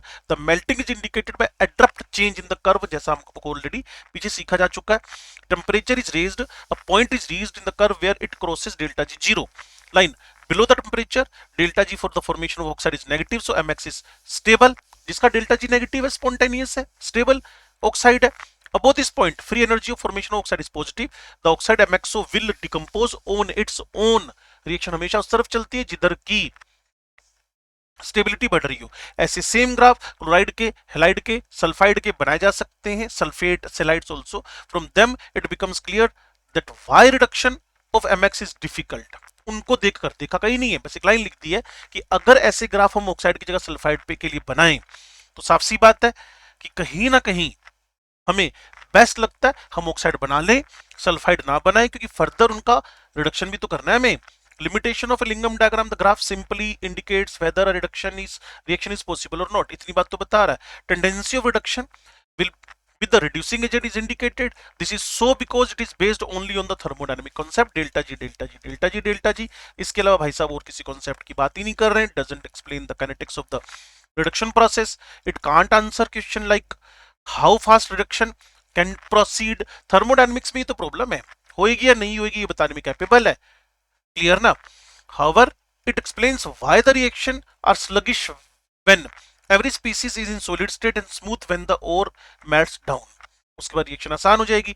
it is interesting to note here that delta H and delta S values for any chemical reaction remains nearly constant even on varying temperature, so the only dominant variable in equation becomes T। किसी भी reaction का delta जी, delta H, delta S तो fix ही होता है ना। however delta S depends much on the physical state of the compound। since entropy depends on disorder on randomness of the system, it will increase if the compound melts or vaporizes। since molecular randomness increases in changing the phase from solid to liquid or the from liquid to gas। तो कुल मिलाकर explainable नहीं है कौन, Ellingham diagram. The interpretation of delta G is based on delta G minus R T L N K, जो आप thermodynamics में and में सीख कर आए थे सेकंड लॉ में। It is presumed that the reactant products are in equilibrium. कर लो बात, इक्विलिब्रियम रिएक्शन से बैलेंस किया हुआ है इसको। एमएक्सओ यहाँ आपके पास रिड्यूसिंग एजेंट है और रिएक्शन हो गई। This is not always true because the reactant product may be solid. In commercial process reactant products are in the contact for a short time. तो इसको रिवर्सिबल भी नहीं माना जा सकता। थर्मोडायनेमिकली बेस्ड है, बिल्कुल है। ये रिवर्सिबल माना गया तो वहां भी थोड़ी सी हमें प्रॉब्लम है।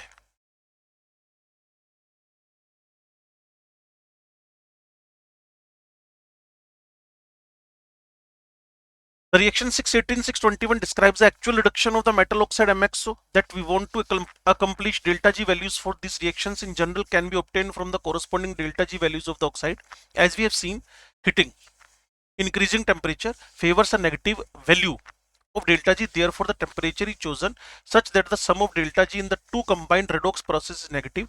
In delta G versus T plot Equilibrium diagram, this is indicated by the point of intersection of two curves. The curve for the formation of MXO curve for the formation of MXO, and that for formation of the oxide of reducing substance. After that point, delta G value becomes more negative for the combined process, making the reduction of MXO possible. The difference in the two delta G values after that point determines whether reduction of the oxide of element of the upper line is feasible. जैसा मैं आपको थोड़ी देर पहले बता कर आया था, उसको ध्यान से सुनिएगा आप। किसी एक पर्टिकुलर में कार्बन और कार्बन मोनोऑक्साइड का एग्जांपल लेते हैं कि एक पर्टिकुलर टेम्परेचर है तो 800 डिग्री, उस रिंगम डायग्राम में उसमें जो कार्बन है वो लो टेम्परेचर पे अच्छा रिड्यूसिंग एजेंट नहीं है, कार्बन मोनो है। तो लाइन ये तो कह रहा है the curve for the formation of MXO and that for the formation of oxide of the reducing substance. After that point delta G value becomes more negative for the combined process, making the reduction of MXO possible. The difference in the two delta G values after that point determines whether reduction of the oxide of element of upper line is feasible by the element of which oxide formation is represented by the lower line. If the difference is large, the reduction is easier. जितना delta G का difference ज्यादा होएगा उतना delta G की value बाद में negative अच्छी आएगी, इसलिए रिडक्शन प्रोसेस आसान हो जाएगा। अब देखिए उसने कहा suggest a condition under which magnesium could reduce alumina in the two reactions are aluminium, ये हो गया कि मैग्नीशियम का ऑक्साइड बन गया। At the point of intersection of Al2O3 and MgO curves marked A in the diagram 6.4, delta G becomes 0 for the reaction। एक बार हम check कर लें उसमें है क्या, ताकि आप उस बात को समझ पाए।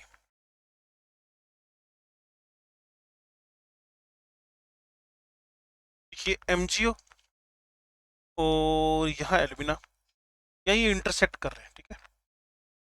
तो जब इस पॉइंट से नीचे हूं तो मैग्नीशियम अच्छा रिड्यूसिंग एजेंट है, और जब इस पॉइंट से ऊपर हूं तो एल्यूमिनियम, यानी 1600 डिग्री से नीचे मैग्नीशियम गुड रिड्यूसिंग एजेंट है और 1600 डिग्री से ऊपर एल्यूमिनियम एक अच्छा रिड्यूसिंग एजेंट हुआ। और यही हमारा क्वेश्चन था। Suggest a condition under which magnesium, और टेम्परेचर के अलावा आप कंडीशन ले क्या लोगे? रिंगम डायग्राम यही तो है, टेम्परेचर के अलावा कोई कंडीशन ही नहीं है। Delta G, delta H, delta S तो किसी भी रिएक्शन का ऑलरेडी डिफाइंड ही है। Below that point magnesium can reduce the alumina. अगला क्वेश्चन सुनिए आप।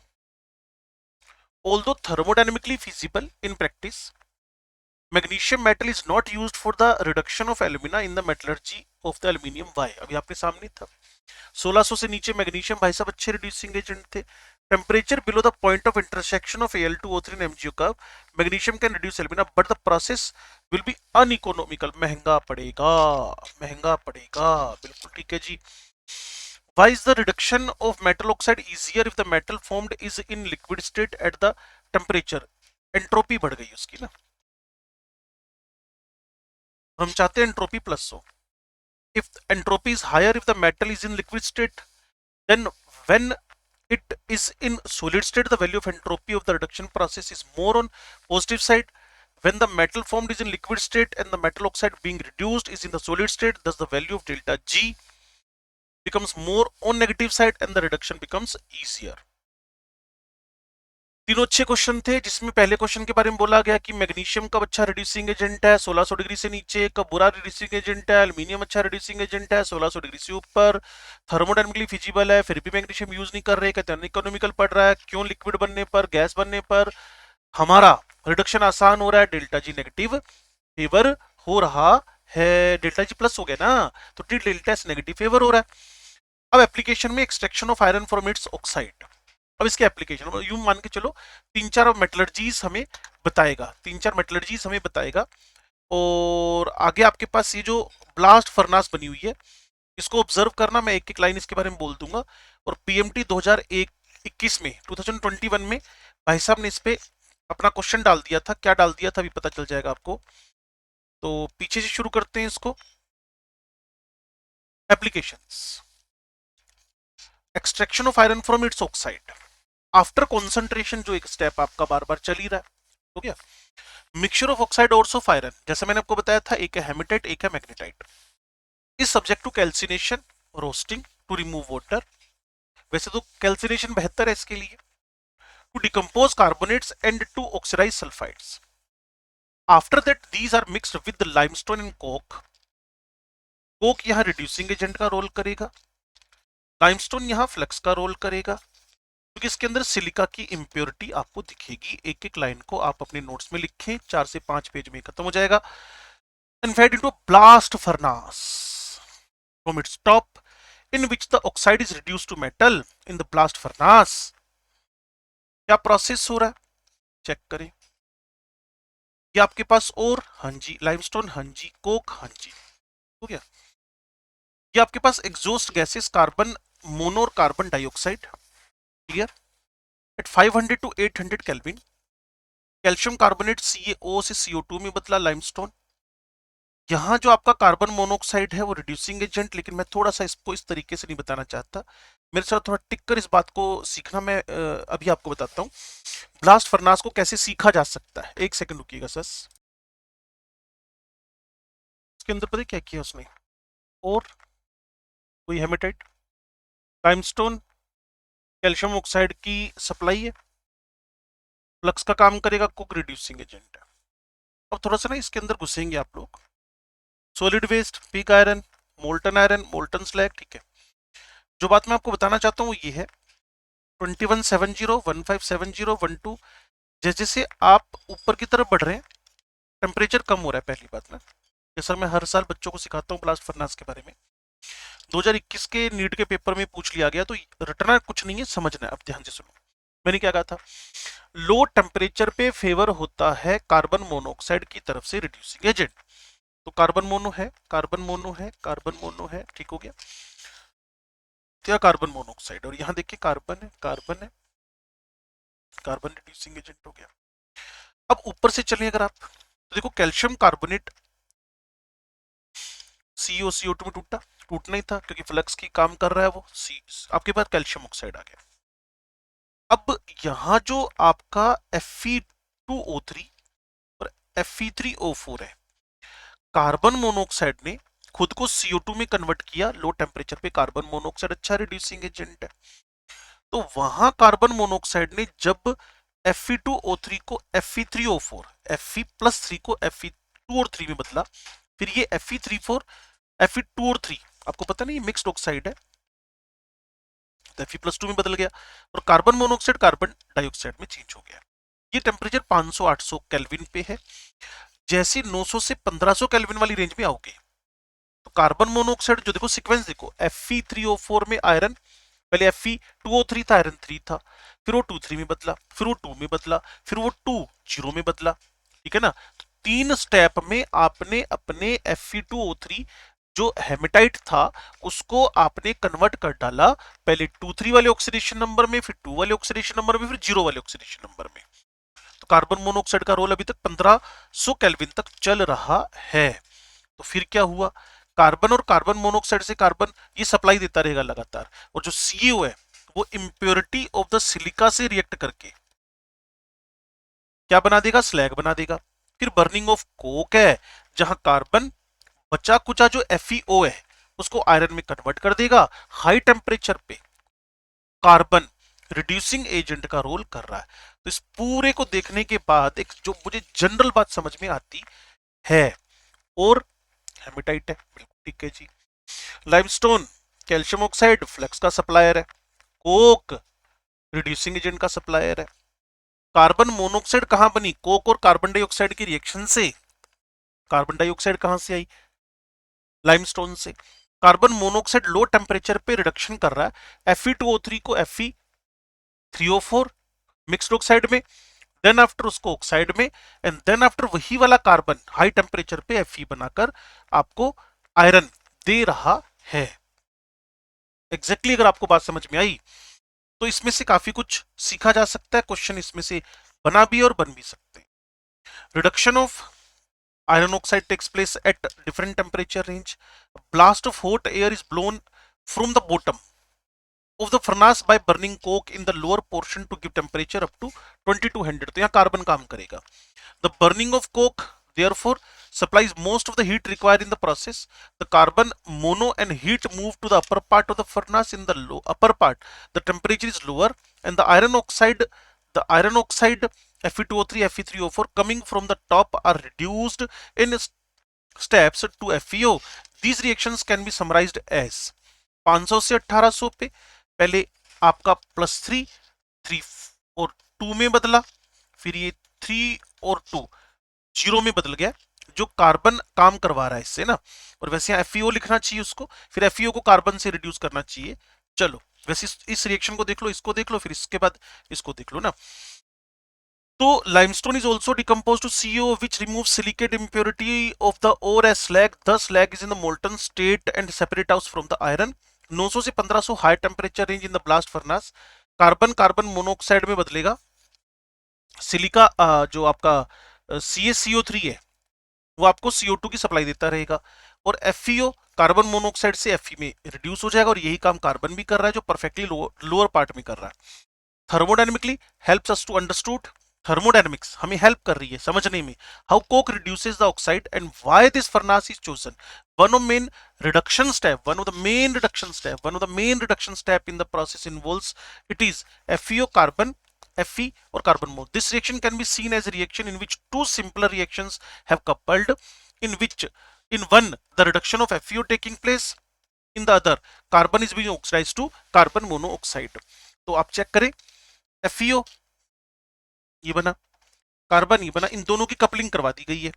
इन दोनों की कपलिंग करवाओगे तो डेल्टा G का वैल्यू जो है वो मोर नेगेटिव आएगा when both the reaction takes place to yield the equation 6.27. ये वाली द नेट गिव्स एनर्जी चेंज, वो इस इक्वेशन से चेंज होगी. तो रिएक्शन का सम होकर naturally the resultant reaction takes place when the right hand side in the equation 630 negative. Delta G versus T plot representing the change FeO to FeO, Fe to FeO in figure 6.4 goes upward, and that representing the carbon to carbon mono go downward. तो carbon monoxide high temperature पे एक अच्छा reducing agent है.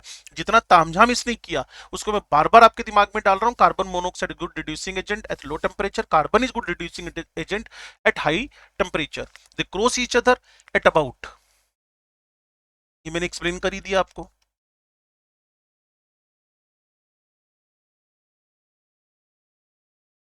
800 degree centigrade. At temperature above 800 degree centigrade, the carbon monoxide line is below the FeFeO line. So above 800 degree centigrade in the range of temperature 9 to 1500 Kelvin, coke will reduce FeO and will itself be oxidized to CO. Let us try to understand this through figure 6.4. Approximate values of delta G not are given. At about 1673 Kelvin 1400 degree पे delta G value for the reaction. तो बार बार एक ही बात है, ये +341 है और इसके बाद ये -447 है. तो हाई टेम्परेचर पे कार्बन के साथ रिएक्शन ज्यादा फेवरेबल है as compare to low temperature. ठीक है जी, तो ये बात इसने यहाँ बोली हुई है. The iron obtained from blast furnace contains about 4% carbon and many impurities in smaller amount. वही सल्फर, फास्फोरस, सिलिकॉन, मैग्नीज, 5 3 तो ये लगातार ही है, 14 15 16 वाले. This is known as pig iron. Pig मतलब गंदा आयरन जिसमें ज्यादा impurity है. It can be molded into variety of shapes. Cast iron is different from pig iron and is made by melting pig iron with scrap iron and coke using hot air blast. It has slightly lower carbon content, about 3%, is extremely hard and brittle. तो cast iron pig iron से different है. Made by melting pig iron गंदा iron जिसमें impurity ज्यादा है. With scrap iron and Coke using hot air blast, तो इसमें carbon का कंटेंट थोड़ा कम हो गया और एक्सट्रीमली हार्ड एंड ब्रिटल है. इसके अलावा रोट आयरन, एक तो हो गया पिग गंदा, कास्ट जो पिग से बना है, is malleable iron in the purest form of commercial iron, purest wrought iron, purest form, and is prepared from the cast iron. पहले pig से cast से wrought by oxidizing impurities in a reverbatory furnace जो पीछे देखी थी आपने, lined with hematite. वहां भी लाइन थी हेमेटाइट की. the hematite oxidizes carbon to carbon monoxide. Limestone is added as a flux and sulfur, silicon, phosphorus are oxidized into and passed into slag. The metal is recovered and freed from the slag by passing through the roller. Roller में उसको बार बार ऐसे pressurise करके ना impurity बाहर कर देते हैं, ठीक है जी। तो ये मेटलर्जी ऑफ द आयरन हुई। इसके बाद है आपके पास कॉपर की metallurgy.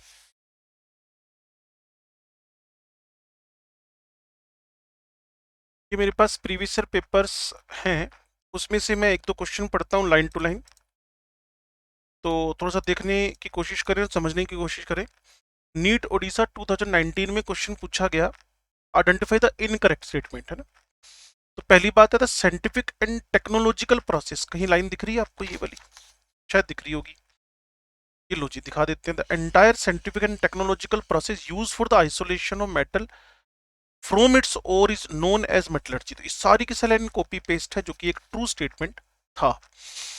Minerals are naturally occurring, तो मिनरल्स के बारे में देख लें कहाँ लिखा हुआ है। मिनरल्स क्या है भाई, minerals naturally occurring, minerals naturally occurring, देखो minerals which are naturally occurring chemical substances, जो मेरे पास यहाँ लिखा हुआ है, chemical substances in the earth crust, in the earth crust. Line copy paste है 2019 ओडिशा में। चलिए ये भी ठीक स्टेटमेंट निकलाया। Ores are minerals that may contain a metal, बिल्कुल ठीक बात है। ओर्स के अंदर क्या होएगा, मेटल होएगा, जो इकोनॉमिकली और कन्वीनियंटली बाहर निकाला जाएगा। Mineral are known as ore.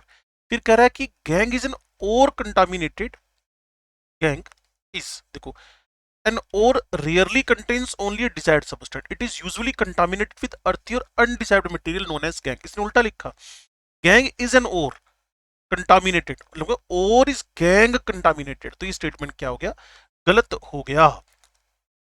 अब थोड़ा सा मैंने जो इंपॉर्टेंट बताए थे उस पर नजर मार ले।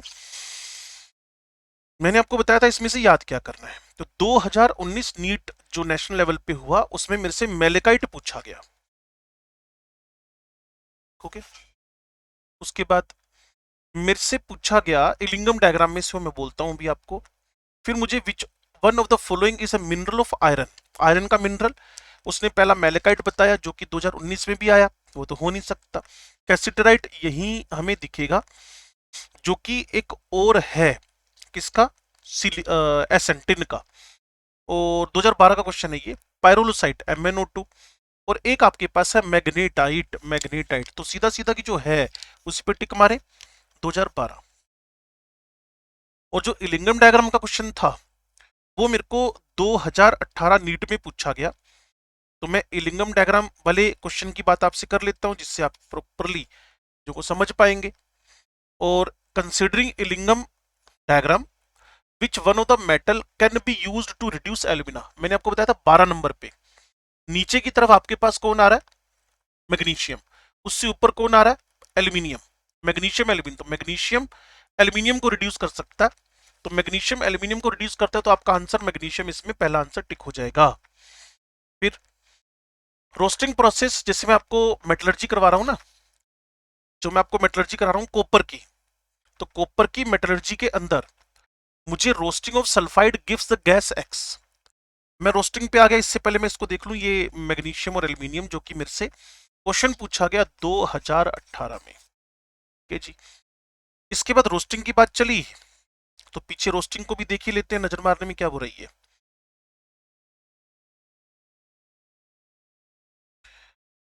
इस रोस्टिंग के अंदर जो बाहर सबस्टांसेस निकले, मैंने आपको एक 2322 का कोड बताया था। उसने कहा roasting of sulphide ore gives the gas X as by product, ठीक है। 2322 के कोड में फाइनली हमारे पास कौन निकलती है, SO2 निकलती है। This is a colourless gas, बिल्कुल है। CO2 और SO2 कलरलेस है। लेकिन जो SO2 है ना, with choking smell of burned sulphur, जले हुए सल्फर की स्मेल देती है। तो जले हुए सल्फर की स्मेल आपके पास यहां से आएगी, SO2 से। ये 2013 नीट का क्वेश्चन है, okay. And causes great damage to respiratory organs as a result to acid rain। अब तो H2SO4 पे भी ध्यान आपका चला जाएगा। Its aqueous solution is acidic, acts as a reducing agent and its acid has never been in isolated, insulated लिखा हुआ है, isolated वर्ड आएगा। the gas X वो कौन है आपके पास, SO2 है। तो इसके बाद मैंने आपको 2012 का क्वेश्चन भी पढ़ के बता दिया। फिर एक 2007 का क्वेश्चन है, क्या कह रहे हैं भाई साहब इसमें? Sulphide ores of metals are usually concentrated by froth flotation method. हो गया। Which one of the following sulphide ores offer an exception and is concentrated by chemical leaching. तो जैसे अर्जेंटाइट लिखा तो इसमें सिल्वर है, तो सीधे सीधे सिल्वर पर टिक मारते। मैंने कहा था सस्ते टाइप के मेटल के लिए आपने फ्रोथ फ्लोटेशन मेथड चूज किया हुआ है। तो ये 2007 का क्वेश्चन था जिसमें आप लीचिंग टेक्निक यूज करेंगे। पीछे चले जाएंगे तो लीचिंग में गोल्ड सिल्वर है, तो अर्जेंटाइट आपके पास सिल्वर का ओर है, सिल्वर का ओर है। फिर एक सीबीएसई पीएमटी 1999, तीन नो थे इसमें। कैसेटराइट एक और है किसका? टिन का, टिन स्टोन मैंने आपको बताया था जिसको हम लोग मैग्नेटिक सेपरेशन मेथड से अलग कर रहे हैं। फिर कैल्शियम किससे अलग हो रहा है? ये हमारा एस ब्लॉक का क्वेश्चन है, यहां इन्होंने चिपका दिया लाकर। सिनेबार मरकरी का और है, ये 1991 का है, तब उस एनसीईआरटी में हुआ करता था। अब देखिए पिछले साल की एनसीईआरटी देखिए आप, वहां क्रोमेटोग्राफी वाला डायग्राम बना हुआ है। इस साल वाली 2022-23 जो मेरे पास पड़ी है करंटली, इसमें वो बना हुआ नहीं है। ठीक है जी। फिर कैलगोन है वो हाइड्रोजन चैप्टर में चला गया। फिर 2021 में एक अच्छा क्वेश्चन आया जिसके मैं चिल्ला चिल्ला कर आपसे बात कर रहा था अभी, वो था मेरे पास आयरन की मेटलर्जी में हमारी ब्लास्ट फर्नास। इसने कहा जी ब्लास्ट फर्नास में मैक्सिमम टेम्परेचर अबाउट कितना अचीव कर सकते हो? तो वो है 2200 केल्विन। ठीक है जी। ये हमारा 2021 में नीट के पेपर में आया। ठीक होगी बात। उसके बाद extraction of gold and silver involves leaching with cyanide. Silver is later recovered by, वो जिंक ने रिकवर किया था बाद में मेटल डिस्प्लेसमेंट, तो जिंक इसका आंसर है। डिस्प्लेसमेंट विद जिंक, ये 2017 का क्वेश्चन है नीट का, मैकऑर्थर फॉरेस्ट मेथड बोलते हैं इसको। In the extraction of copper, जिसकी बात हम करने वाले हैं, extraction of copper from cuprous oxide, cuprous copper +1 oxide. In the extraction of copper from its sulphide ore the metal finally obtained by the reduction of cuprous oxide with, ये cuprous oxide बोले ना +1 with, क्या वो iron 2 sulphate लेके चल रहे हो या कार्बन मोनोऑक्साइड लेके चल रहे हो या फिर कॉपर 1 सल्फाइड लेके चल रहे हो? एक कॉपर मेट बनेगा आपके पास Cu2S, Cu2S वही एक बेस्ट टेक्निक होएगा जिसको कॉपर मेट आप बोलते हो। तो Cu2S प्लस Cu2O, थोड़ी देर में आपको यहाँ दिख ही जाएगा Cu2S प्लस Cu2O। फिर वहां ब्लिस्टर्ड कॉपर बनता है, ब्लिस्टर्ड कॉपर बनता है, ये देखिए Cu2S। तो ये हमारा आंसर है। 2015 सीबीएसई पीएमटी में क्वेश्चन आ रखा है। फिर एल्यूमिनियम की मेटलर्जी 2012 का क्वेश्चन है। फिर in the extraction of copper from its sulphide ore the metal is finally obtained by the reduction of cuprous oxide with, फिर पूछ लिया गया 2012 और 2015 का सेम क्वेश्चन। पहली बार मैं एक सेम क्वेश्चन देख पा रहा हूं और वर्डिंग भी सेम है। In the extraction of copper from its sulphide ore the metal is finally obtained by the reduction of cuprous oxide with, answer है इसका Cu2S। बस ऊपर नीचे कर दिया गया, उसमें तीसरे ऑप्शन में पड़ा हुआ है, इसमें पहले ऑप्शन में पड़ा हुआ है। इससे ज्यादा फर्क मुझे नजर नहीं आ रहा है। पिग आयरन में किसका परसेंटेज ज्यादा है? अभी थोड़ी देर पहले बताया था कार्बन का। पिग गंदा था तो कार्बन की परसेंटेज उसमें ज्यादा थी। ठीक हो गया। फिर क्वेश्चन है 2007 का, which of the following statements about the advantage of roasting of sulphide ore before reduction is not true? Before reduction, before reduction भी आप Cu2O क्यों बना के रखना चाहते हो? क्योंकि एक प्रॉब्लम थी, कॉपर सल्फाइड का रिडक्शन आसान नहीं था। तो carbon and hydrogen are suitable reducing agent for metal sulphides, तो ये तो बिल्कुल गलत हो गया ना, कार्बन अच्छा नहीं था तभी तो ऑक्साइड यूज किया हमने। Delta G of the sulphide is greater than those of CS2 and H2S, ये 2007 का है, तो पक्का कोई ऐसी लाइन उसके अंदर रही होगी इलिंगम डायग्राम के अंदर। तो delta G is negative for roasting of the sulphide ore to oxide, and ये तो ठीक बात है। Roasting of the sulphide to the oxide is thermodynamically feasible, तभी करवा रहे हैं। तो कार्बन हाइड्रोजन सुटेबल नहीं है Cu2S के लिए, और एक लाइन जरूर थी हमारे लिंगम डायग्राम में, तो उसको हम यहां से उठा ही लेते हैं एक बार ताकि आपका मेंटल सेटिस्फेक्शन उस पर चला जाए लिंगम डायग्राम्स के अंदर ना।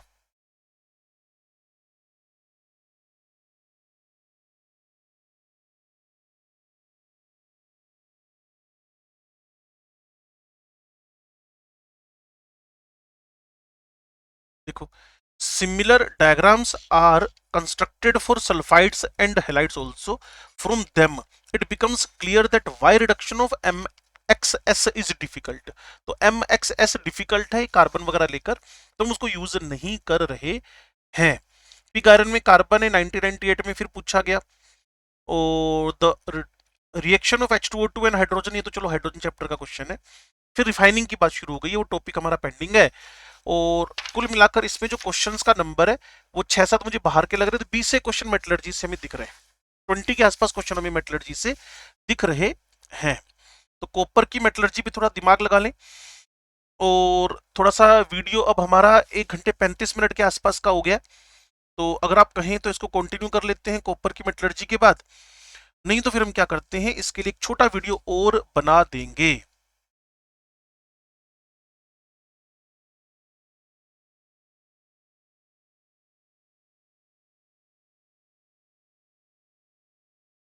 लो जी, in the graph delta G versus T for the formation of oxide the CO2O सबसे टॉप पे पड़ा हुआ है, आपने देखी होगी वो लाइन सबसे ऊपर पे कॉपर की लाइन थी।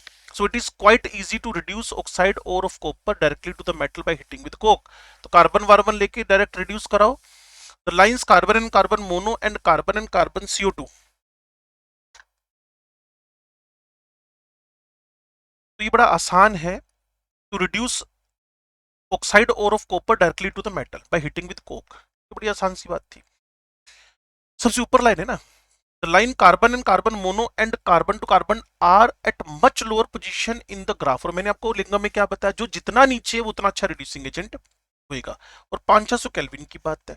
however many of the ores are sulfide and some may also contain iron। The sulphide और रोस्टेड, पहले उसकी रोस्टिंग करवाओ, मैंने आपको बताया था। सल्फाइड और अभी इससे पहले एग्जाम के क्वेश्चन का मैंने आपको टिक भी मरवाया था कि सल्फाइड ओर्स का डायरेक्ट रिडक्शन करवाना कार्बन से डिफिकल्ट है, जबकि उसने कहा इजी है, तो इनकरेक्ट स्टेटमेंट हो गया था। तो Cu2s 3O2 2Cu2O 2322 का कोड बना। Oxide can then be easily reduce to metallic copper, ये देखिए कोक से हो गया। In actual process, the ore is heated in reverberatory furnace after mixing with silica. In the furnace, iron oxide slags off as iron silicate is formed. Copper is produced in the form of copper matte Cu2s FeS. Cu2s FeS. तो FeO आपका iron का oxide हो गया, ये आपके पास flux हो गया और ये स्लैग बन गया। Copper matte is then charged into silica lined converter. Some silica is also added and hot air blast is blown to convert the remaining, जो वहां हमारे पास FeS FeO Cu2s Cu2O2 metallic copper. Following reaction, अब देखिए iron का उसके oxide में बदलना, oxide का इसका स्लैग में बदलना, और Cu2s का Cu2O में बदलना, फिर एक कॉपर मेट का रिएक्शन जिसपे मल्टी टाइम्स नीट में क्वेश्चन पूछा गया कि Cu2O को CuS में कन्वर्ट करना है। तो एक सेल्फ रिडक्शन प्रोसेस उसको बोलते हैं हम लोग ना, सेल्फ रिडक्शन, ऑटो रिडक्शन। बहुत अच्छी रिएक्शन है, जो जेई के लिए तो बहुत अच्छा क्वेश्चन माना जाता है। In solidified copper obtained has blistered appearance, उस पे ना ऐसे ब्लिस्टर निकले रहेंगे, blistered blistered. It is called blistered copper. Extraction of zinc from zinc oxide application में तीसरा और लास्ट एप्लीकेशन है। The reduction of zinc oxide is done using coke. This temperature in this case is higher that than that in the case of copper. Copper से थोड़ा सा ज्यादा temperature लेना पड़ता है कि कॉपर को रिड्यूस करना आसान था। कॉपर हमारे लिंगम में सबसे टॉप पे पड़ा हुआ था। For the purpose of heating the oxide is made into briquettes with Coke and clay. ठीक है जी, फिर इसको मेटल को डिस्टिल ऑफ कर लो और कलेक्टेड बाय रैपिड चिलिंग, क्योंकि एक सॉफ्ट मेटल है। ठीक होगी बात। अब देखो ये क्वेश्चन अच्छा, the reaction Cr2O3 to aluminium Al2O3 two chromium, 421 इसका किलो जूल में हमारा डेल्टा जी का वैल्यू है। इस thermodynamically feasible as is apparent from the गिव्स energy value, why does it not take place at room temperature. देखो भाई simple सी बात है, इसकी लेटेस्ट एनर्जी बड़ी जबरदस्त है। ये माना एक अच्छा रिड्यूसिंग एजेंट है और फिजिबल भी दिख रहा है, लेकिन एक हाई टेम्परेचर इसलिए रिक्वायर्ड होगा क्योंकि इस मेटल को, इस ऑक्साइड को मेल्ट करवाना होगा। तो मान के चलिए रूम टेम्परेचर पे ये रिएक्शन पॉसिबल नहीं है, और फिर भी जब लिंगम देखते हैं तो 400-500 डिग्री सेंटीग्रेड टेम्परेचर तो नॉर्मल सी बात है। Is it true that under certain condition magnesium can reduces alumina and aluminium can reduces? हाँ बिल्कुल है, वो 1600 डिग्री से ऊपर नीचे का टेम्परेचर मैंने आपको बताया था। 1600 से नीचे मैग्नीशियम बेस्ट है और 1600 से ऊपर एल्यूमिनियम बेस्ट है। Is it true? Yes it is true. फिर electrochemical principles of the metallurgy है, जिसमें आपको डेल्टा जी की तरफ भी ध्यान दिलवाएगा। और फाइनली हमें किस पे आना होएगा, डेल्टा जी नेगेटिव पे। जिसका डेल्टा जी नेगेटिव है वो रिएक्शन इजीली प्रोसीड कर जाएगी। इसमें फिर एक थोड़ा सा ना आपको डिस्कशन किया हुआ है, बॉक्साइट से एल्यूमिनियम जब निकालते हैं तो वहां एक होल हेराउल्ड्स प्रोसेस है, तो वहां इलेक्ट्रोलाइसिस करवाया हुआ है, तो वो मैं आपको बताता हूँ। रिफाइनिंग प्रोसेस की तरफ बढ़ेंगे और फिर हम अपने चैप्टर की एंडिंग की तरफ चले जाएंगे। तो अभी हमारे 3-4 पेज एनसीईआरटी के पेंडिंग है, तो अब आप बताएं कि यहाँ इसको मैं कंटिन्यू करूं या फिर इसको अगले वीडियो में डाल दें, क्योंकि वीडियो 1 आवर 40 मिनट्स के आसपास का हो गया है। ठीक जी, चलो फिर ऐसे करते हैं, एक सेकंड वीडियो और बना देंगे जिसमें आपको सारी information electrometallurgical electrochemical principles of metallurgy आ जाएंगे। ठीक है जी, तो मैं इस वीडियो को एंड कर रहा हूँ यहीं पे। केमिस्ट्री वाले सर को आप लाइक करें और शेयर करें, सब्सक्राइब करें, और अब थोड़ा सा हम कॉन्टिन्यूसली अपने चैनल पे बच्चों को चैप्टर्स करवा रहे हैं, तो इसको जरूर लाइक करें और सुने। डबल एक्स स्पीड पे भी देख सकते हैं, लेकिन पहला 1.52x पे देखें, देन फाइनली 2x पे देखकर इसका रिवीजन करें। Thank you.